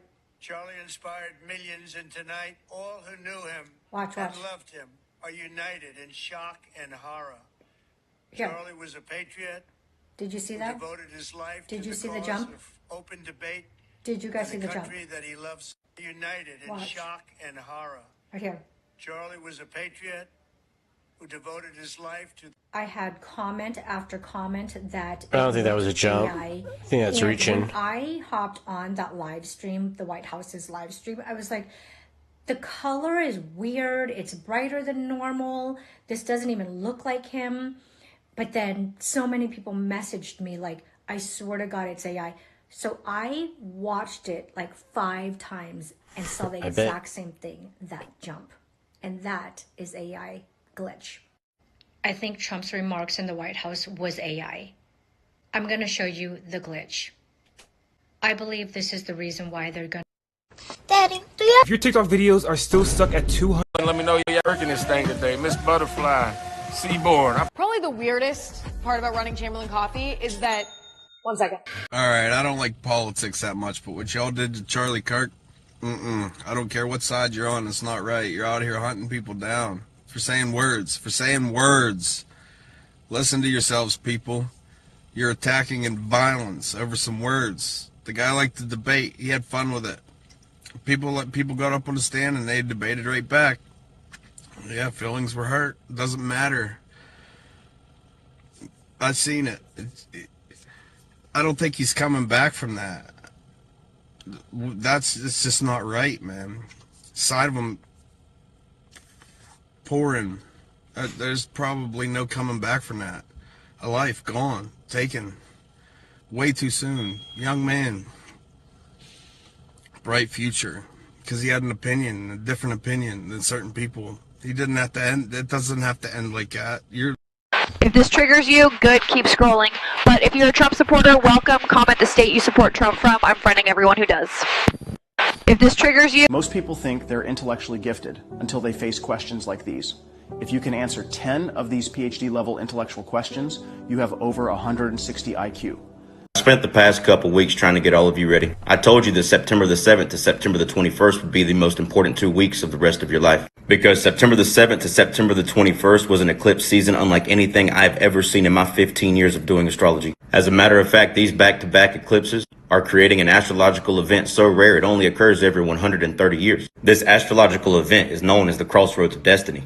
And this Crossroads of Destiny will last until September the 21st.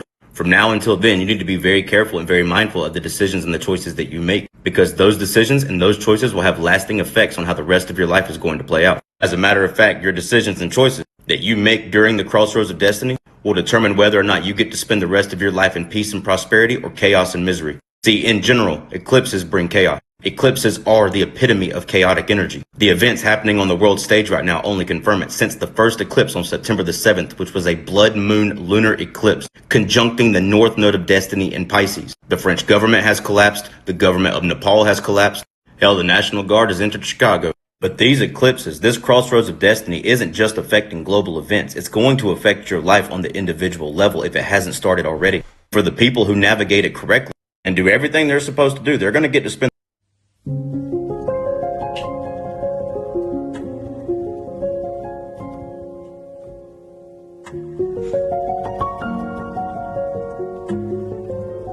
The biggest mistake you're making for your business is using...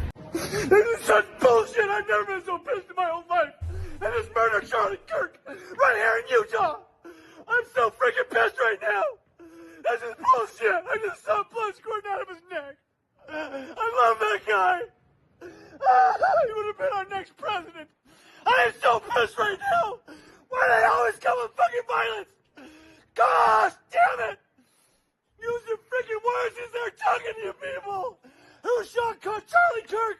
I'm driving down a Provo right now! I'm so pissed! Damn it! This is such bullshit! I've never been so pissed in my whole life! And this murder Charlie Kirk right here in Utah! I'm so freaking pissed right now! This is bullshit! I just saw blood squirting out of his neck! I love that guy! He would have been our next president! I am so... So breaking fucking news, Charlie Kirk got shot in the fucking neck. That was the last bastion. I can't be a liberal no fucking more. You see the fucking comments? I hope the gun is okay. The same fucking people asking for moral decency. I cannot in good faith align myself with you guys anymore. I once had a headache. You'll be alright. Cause you don't agree with him politically? Okay. Whatever happens next, in retaliation, whoever did that shit, I hope they throw the whole fucking book at you. The whole fucking book at you. Why I did not agree with his views, when you put violence in the fucking middle of the equation, all this shit goes out the window. Everything that you stand for goes out the fucking window. Who's next? Candace Owens? Take that shit as a warning. Stop doing the fucking public panels, bro. Stop doing all that. Oh, what do you think about him? These people are fucking insane. That's why the Pope has both sides. No, these people are fucking insane. Dude, things are gonna get very... Do not speak politics at all in public. Do not do that shit. These people are... A worker at a 5-star hotel. If you're not running ads on TikTok, you're doing... On one side of the date line at the Diomede Islands at the most narrow point, allegedly, you have a 10 a.m. on a Saturday, but a 7 a.m. on a Sunday, which leaves a 3 hours of missing time. They have entered empty space into this region here. Or let's say they've created space by removing something. When I measured 3 time zones, it is approximately 1,000 miles. So the 3 time zones, how big is that? How much land would that be if you were to measure that? So I took just a snip across 3 time zones and took that same snip and I just created a space. So it looks like the land at the top goes all the way across, and I started to follow it across and I said, hey, it actually comes down here, and Terra means land, And I saw this land off the coast of North America. And that actually says Terra de Jesu. And it is right there in the middle of the Pacific. Mm-hmm. And when I type that into the Latin to English translation, it says the land of Jesus. That's right.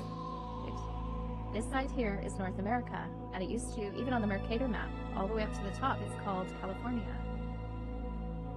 And this land in the middle is called Terra de Jesu.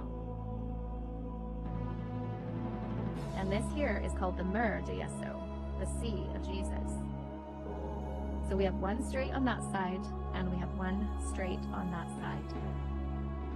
Straight is the gate, and they have deleted what was in the middle by removing the time zones. On the old maps, everything counts upward all the way around. So you'd have 180, 185, and they go up by fives. However, in the new version of the spherical Earth, they actually remove that and they stop everything at 180, and then they count backwards to the opposite meridian, which is in Greenwich. So therefore, they've completely canceled out any problem of people wondering what happened to these longitudes.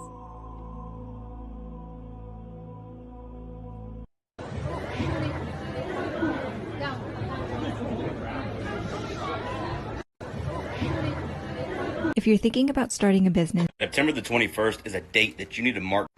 依然一样是外岛持续东来，明码标着的那些无法还击败，坐上糖浆台切莫相当节差，发现错了所谓差不多我们猜，红木出兵。 Yo, I'm Zadi, and I'm an independent. We were live streaming all day during this tragedy. When something happened in our office, as we were reporting the assassination of Charlie Kirk, there were some people in the back room away from our news desk here who were watching a car chase, and they were laughing, they were clapping, and you could hear it out here. And we want to make a couple of things clear. One is that I know these people, and they were not laughing, they were not reacting that way about Charlie Kirk's assassination. They were not. They would not work here if they did. And that being said, we acknowledge that it was horrible timing. And for that, we are sorry. We apologize. We apologize that you had to hear that. And I get why, if you were watching the stream, you may have felt that that's what the laughter was about. We assure you, it was not about that, but it was horrible timing. And by the way, I get it too, and he gets it because we listened as we were talking. You can go back and look on the stream. I actually walked. We just sent $100 billion of your tax money to Israel. Yep. Your tax money is helping so many people. So you telling me y'all can afford to send $100 billion of them somewhere else, and I can't even afford to live? But your tax money is hard at work for the people. Oh my God, where are my manners, Mr. President? I've been working 60 hours a week every week for my whole life just to blow up a hospital. Good investment. Thank you so much. I can't even afford to eat a goddamn meal, and you talking to me about this super Why is this country so selfish? Let me tell you something. It costs $3,000 to rent a dugout. The price of food going up and wages ain't doing. so my ex cheated on me. Did I? Now, it's still up to us. I saw a lot of rumors online today. I was made aware of this by my team. Outside, Ben. That I canceled some sort of college tour. That's bullshit. I saw those rumors. They are false. You should. I will be coming to college campuses, many of them this year. Don't. So will we all, I am sure. Because we're Americans, and we're not going to be deterred. Charlie's voice is not silent. We're going to pick up that bloodstained microphone where Charlie left it. And to those who would intimidate, who would seek to stop us, who would seek to end free discussion, who believe that they have ownership over public spaces and can violently threaten and kill people who speak freely, we are not going to stop. And I have two words. Fuck you. We will not stop telling the truth. We will never stop telling the truth. We will never stop debating and discussing. We will never stop standing up for what America is and for what she should be. And we will never let Charlie Kirk's voice die. Goodbye to my friend, Charlie Kirk. May your memory be a blessing for your family and for your country and for all of us.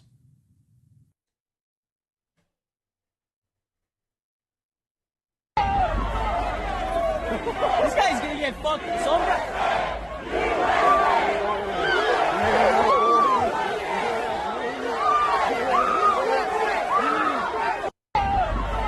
If you're stuck in 200 jail in 2025, I hope when this is all over, you remember who fired first. You've tried to kill the president twice, and now you've assassinated man for talking. You don't really want to do this, okay? 400 million plus firearms in this country, and they don't belong to the left, bro. Yeah. If you think it's okay to murder someone because of their opinion, you get what's coming to you. You and yours. Yep, pew-pews. The man pulled out a hammer and smashed the 40,000 euro antique. Then he put it into a chemical solution to corrode it. When he took it out again, 40,000 euros had now turned into 4 million euros. Carrying their equipment, they went to a church. They told the priest they were archaeology experts from a famous university, but the priest had already checked their background. ¿Les he buscado en internet? Bueno, lo que habrá buscado serán las más de 650 referencias que he introducido en la red sobre nuestro trabajo arqueológico. Excavaciones, libros descatalogados, publicaciones en revistas científicas, hallazgos, reconocimientos. Acompáñenme, por favor. Con placer. Berlin pulled out an old parchment. He claimed that the church had been mentioned in many ancient documents. With so much evidence in front of him, the priest could not believe it. His church was built in the 12th century. So why did it appear in documents from the 5th century? De ser ciertas nuestras investigaciones, la iglesia más antigua de París no sería la abadía de Saint-Germain-des-Prés, sino la que tiene usted aquí, debajo. Seeing that they didn't look like they were joking, the priest had no choice but to believe them. He immediately invited them to explore the basement. That was exactly what they wanted. As their detector beeped, they told the priest there seemed to be ruins underground. The priest could hardly hide his excitement. Was there really priceless treasure under his church? No está claro. ¿Qué es lo que no está claro? Que el georradar haya detectado restos no significa que allá abajo haya una edificación. Necesitamos más evidencias para montar una excavación. After being persuaded by the group, the priest allowed them to keep digging. They pulled out the antique they had prepared earlier, put it into the hole they just dug, covered it with soil, and packed it down with boards and a rubber hammer. When the priest came back to check, they used the metal detector. The device beeped again. They brushed away the dirt, and the relic appeared in the soil. The priest had witnessed the entire discovery with his own eyes. The smile on his face could no longer be hidden. Necesitamos más tiempo para la excavación, padre. Por lo menos 3 semanas. Y traer maquinaria. Voy a solicitar un vado para que aparquen las furgonetas. That was exactly what they needed. They already knew this church had a secret passage. It connected directly to the vault of an auction house, and their real target was the jewelry worth 40 million euros. The man pulled out a hammer and smashed the... I was curious what life could look like with... Guys, I think we're missing the point here. Charlie Kirk, he wants to be pew-pew. I will post every single one of you sick bastards that come up on my feed like this. Cute. That's why he fights so hard for G-laws to never change. This is his dream. This is poetic. I'm starting to think if he planned this because he loves pew-pews so much. My thoughts go out to that pew-pew having to look this motherfucker in the face. Oh man, I hope she gets pew-pewed as well. She goes by Jocelyn Alice Video, and I believe that I scrolled through and she mentioned that she keeps getting her accounts banned, and gosh, I can't imagine why. I honestly, I really don't even have the words. Someone should go pay her house to a go visit. in on her right now, or to describe the way I'm feeling about these people. Take I whatever think you that want. they speak Do whatever you volumes want. for themselves and They're the not real amount of people. disgusting hatred they carry inside of them. But that's You live in a Matrix. that's your left. That's and your You need bad guys to that's make your the far video liberal game extremists fun. right there. So there in they their are. train of thoughts. Guys, I played around with it and some got like 1 million views. I didn't even do anything. I just put the link in. Opus Clip is one of them. So if Robin Williams is hanging out on social media platforms as Uncle Pappy, and Tupac is as well, literally just telling everybody that, hey, I'm Tupac and he's Akil the MC. Is it really that far-fetched to think that this might actually be Michael Jackson? You see, this is Fabio Jackson, and he has tens of millions of followers, and he says he's not Michael Jackson, but I'm not so sure. Because Uncle Pappy swears he's not Robin Williams. For me to address these conspiracies about me. I'm sorry to say, but I am not Robin Williams, folks, man. See y'all. But unfortunately for you, Uncle Pappy, as me and my friends will point out here, the evidence seems to point to the fact that you are Robin Williams. But not just on your shoulder, also your little liver spot here that both Uncle Pappy and Robin Williams coincidentally share. I played around with it and some got like 1 million views. I didn't even do anything. I just put the link in. Opus Clip is one of the most practical AI tools out there. It allows me to take one piece of long-form content, put in the... So if... Shimmy, Cocoa Pop. Define Give it. me the facts! Kids. Do Muslim lives matter, Charlie? Of course they matter? do. Do they matter? Yes, every so life... why do you support sending $3 billion in aid to Israel to fund this? Well, I actually support more than that, but well, I mean... yes, exactly. You support this whole project. It is a part of the Christian Zionist project because you believe in Christian supremacy. I really don't, actually. I want all people to come to Christ. You want all people to come to Christ? Yes. Even my Jewish family members. You want us to come to Christ? Yes, I hope you accept Yeshua as the Lord and Savior, because Christ is King. She's being given like Jesus. an opportunity, and she's just pissing on it. That I grew up with to come to Christ. Yes, and if you give your life to Christ, you'll be transformed from within. What if we don't come to Christ? What are the consequences? What do you want to happen to the Jews? Solve the Jewish question, Charlie. I love Jews so much I the support Jewish Israel. Question? Which side am I You on? want us all to come to Israel? Sorry.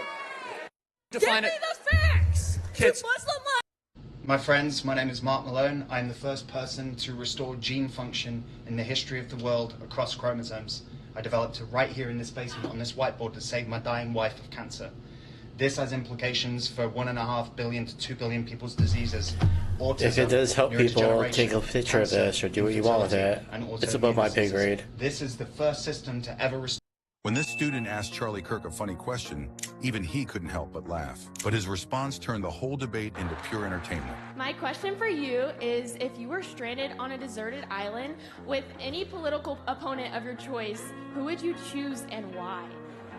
Definitely not Gavin Newsom. Nope. That wouldn't happen. I'd have to think about that. Let me see. So let's play this out. If you're stranded on a deserted island, you can reason that you want that person to be very productive, not a complainer, and have done something in their life. So that's like no Democrats at all. So, and they're also like, most of them are super old, so they'd probably like die while we're on the island. That'd be like super awk. Like, oh, Chuck Schumer's dead. Like, but yeah, I would have to think about that. How long am I on this desert? I'm infinitely stranded with no hope of reconciliation? Forever. My goodness. I don't know. I would probably pick like the most resourceful Democrat that I could find. By the way, if you wanted to survive on a desert island, there'd be like 1 million Republicans to pick. Like, I'd pick like Joe Rogan, like people that could actually, hunt and gather, right? But if it's about survival, I don't know. The Democrats would try to unionize the island with just 2 of us. They would constantly steal my stuff and then call me a racist. Like, it'd be terrible. When this student asked Charlie Kirk a funny question, even he couldn't help but... You know how many times I hear from pastors, well, you're not very nice, Charlie. Bingo. I don't strive to be nice.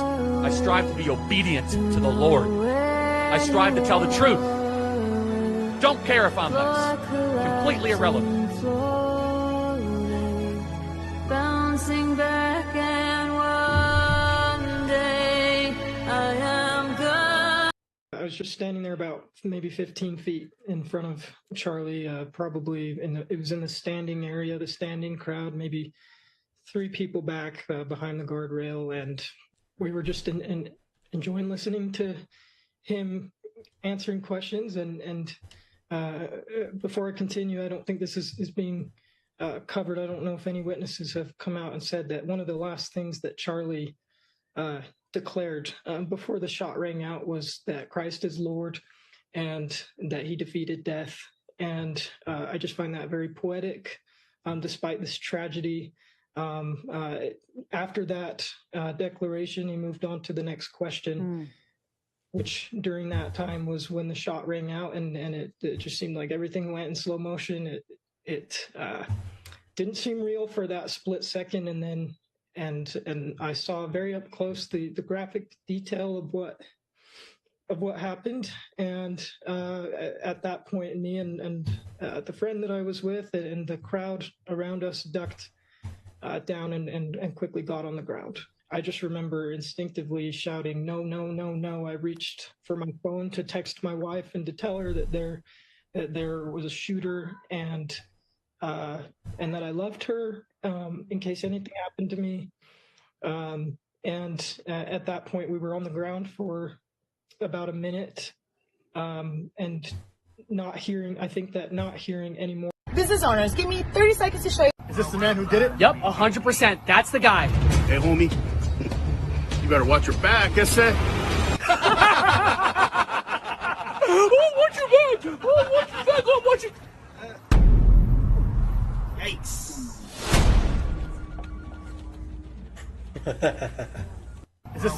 So I just got done watching. Hi, I'm interested in trying Zbound, but I'm...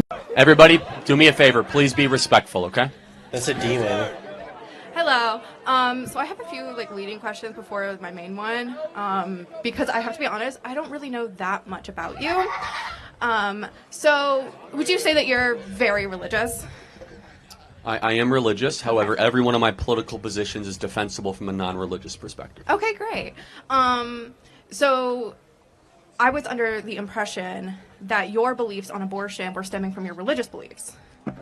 Well, at the core, that is correct, but I can get that it is defensible from using reason and prudence, as I have done the last couple of Cool. So you're not trying to illegalize abortion based on the Bible? Well, no, not based on the Bible. My personal conviction comes from the Bible. I want to make abortion illegal because it is the only applicable extension of laws we already and standards we already have in the West. Correct. I'm sorry, can you maybe rephrase that? Eliminating abortion is the only logical step while we apply the standard that we already have in this country to unborn life. Go put some more paint so we in have your murder face, laws. so we don't have to fucking Therefore, see murder you. laws should apply to unborn life as it does to born life. Okay. So I call these people out when I see them in public. I just straight up start insulting them. Fuck them. Constitutional, right? Fucking Well, not demons. again, sort of, but no, I am not using scripture to defend my What are they beliefs. gonna do? However, my Shoot me in personal the neck? convictions start with scripture, but the political views that we're talking Han about here Solo in this are all bitch. defensible using reason and And if Western you know, you tradition. know. Okay. So, great. That's all I needed to know, that you weren't trying to instate laws based on Christian beliefs, because I would not be able to support anything that was so blatantly unconstitutional. But thank you for clarifying that for me. Shut the fuck had up. a Go whole eat some thing, cheesecake, you dumb ready. bitch.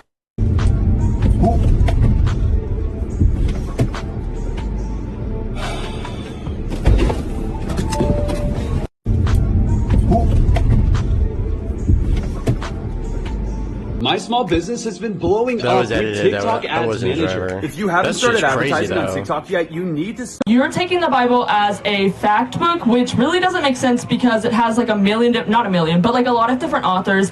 And also there's 4 birth stories, No, so you... one author. God is the author, but a lot of people transcribe.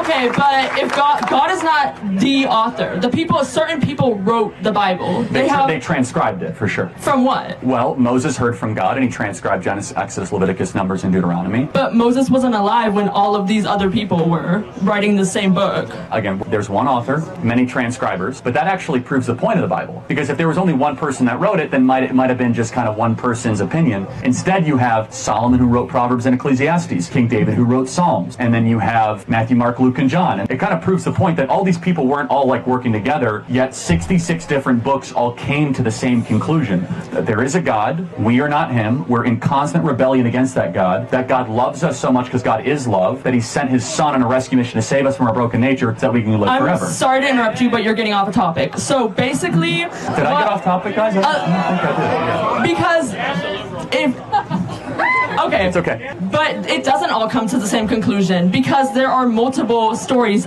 in different books, there are multiple stories of the same story. And all of these writers... Like what? You mean like the birth of Jesus? Yes. But they're not contradictory. That's actually a proof. They are contradictory. How is the birth of Jesus? Explain to me. I mean, some of the stories say that it happened at a different time. Some of them say that they happened at a different place. Oh, no, that's interesting. So that's not contradictory. That actually proves the point. So, for example, if right now, God forbid, there was a big car accident and there were 5 witnesses, someone would say, well, I think he was wearing a yellow shirt, and someone would say, well, I think it was like a yellowish red shirt, and someone would say, I think the car was red. And then what the fact gatherer does is they'll see a pattern between that, because even when you have a lot of eyewitnesses, not everyone's eyewitness will be exactly the same, but everyone will agree, oh, there was a car accident. So, and that's how the birth of Jesus was. They weren't disagreeing that there was a virgin birth or that it happened in Bethlehem, but some of their details might have been inconsistent, which actually proves the Bible is true. It proves that they were not all deriving off the same canonical document. It proves that these were 4 different accounts that went out to try to find the truth, and people might have had different variations of it, but they were talking about the same elemental events. You're taking the Bible... I'm an immigrant, and, well, I don't understand why you would want to deport all, some of my friends and family who have been working hard in this country, and that, they're being persecuted right now, so I don't get the whole process of it, and it feels like I'm being discriminated against even though I'm here through legal means, but can you please give me an answer for that? What is the fair way a country, in your ideal, you're king. What's your name, sorry? I'm Claudio, sir. Yeah, Claudio. And this is just a thought exercise, but it's very revealing. You are king, and you find out that there are 30 million uninvited people in your country. What do you do with them? Oh, in this case, I try to find the most humane way of sending them back to our country. But first of all, I want to say that's what we're doing. Wait, let me just say something. If your credit is below whoever you are, Antichrist. What if childhood could hold eternity?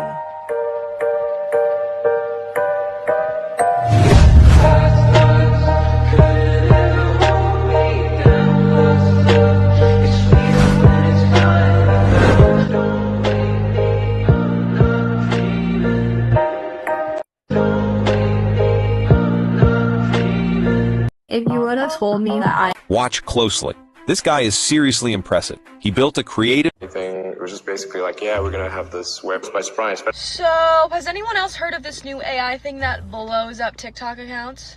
Apparently 80% of a TikToker's growth comes from high social. It's an AI growth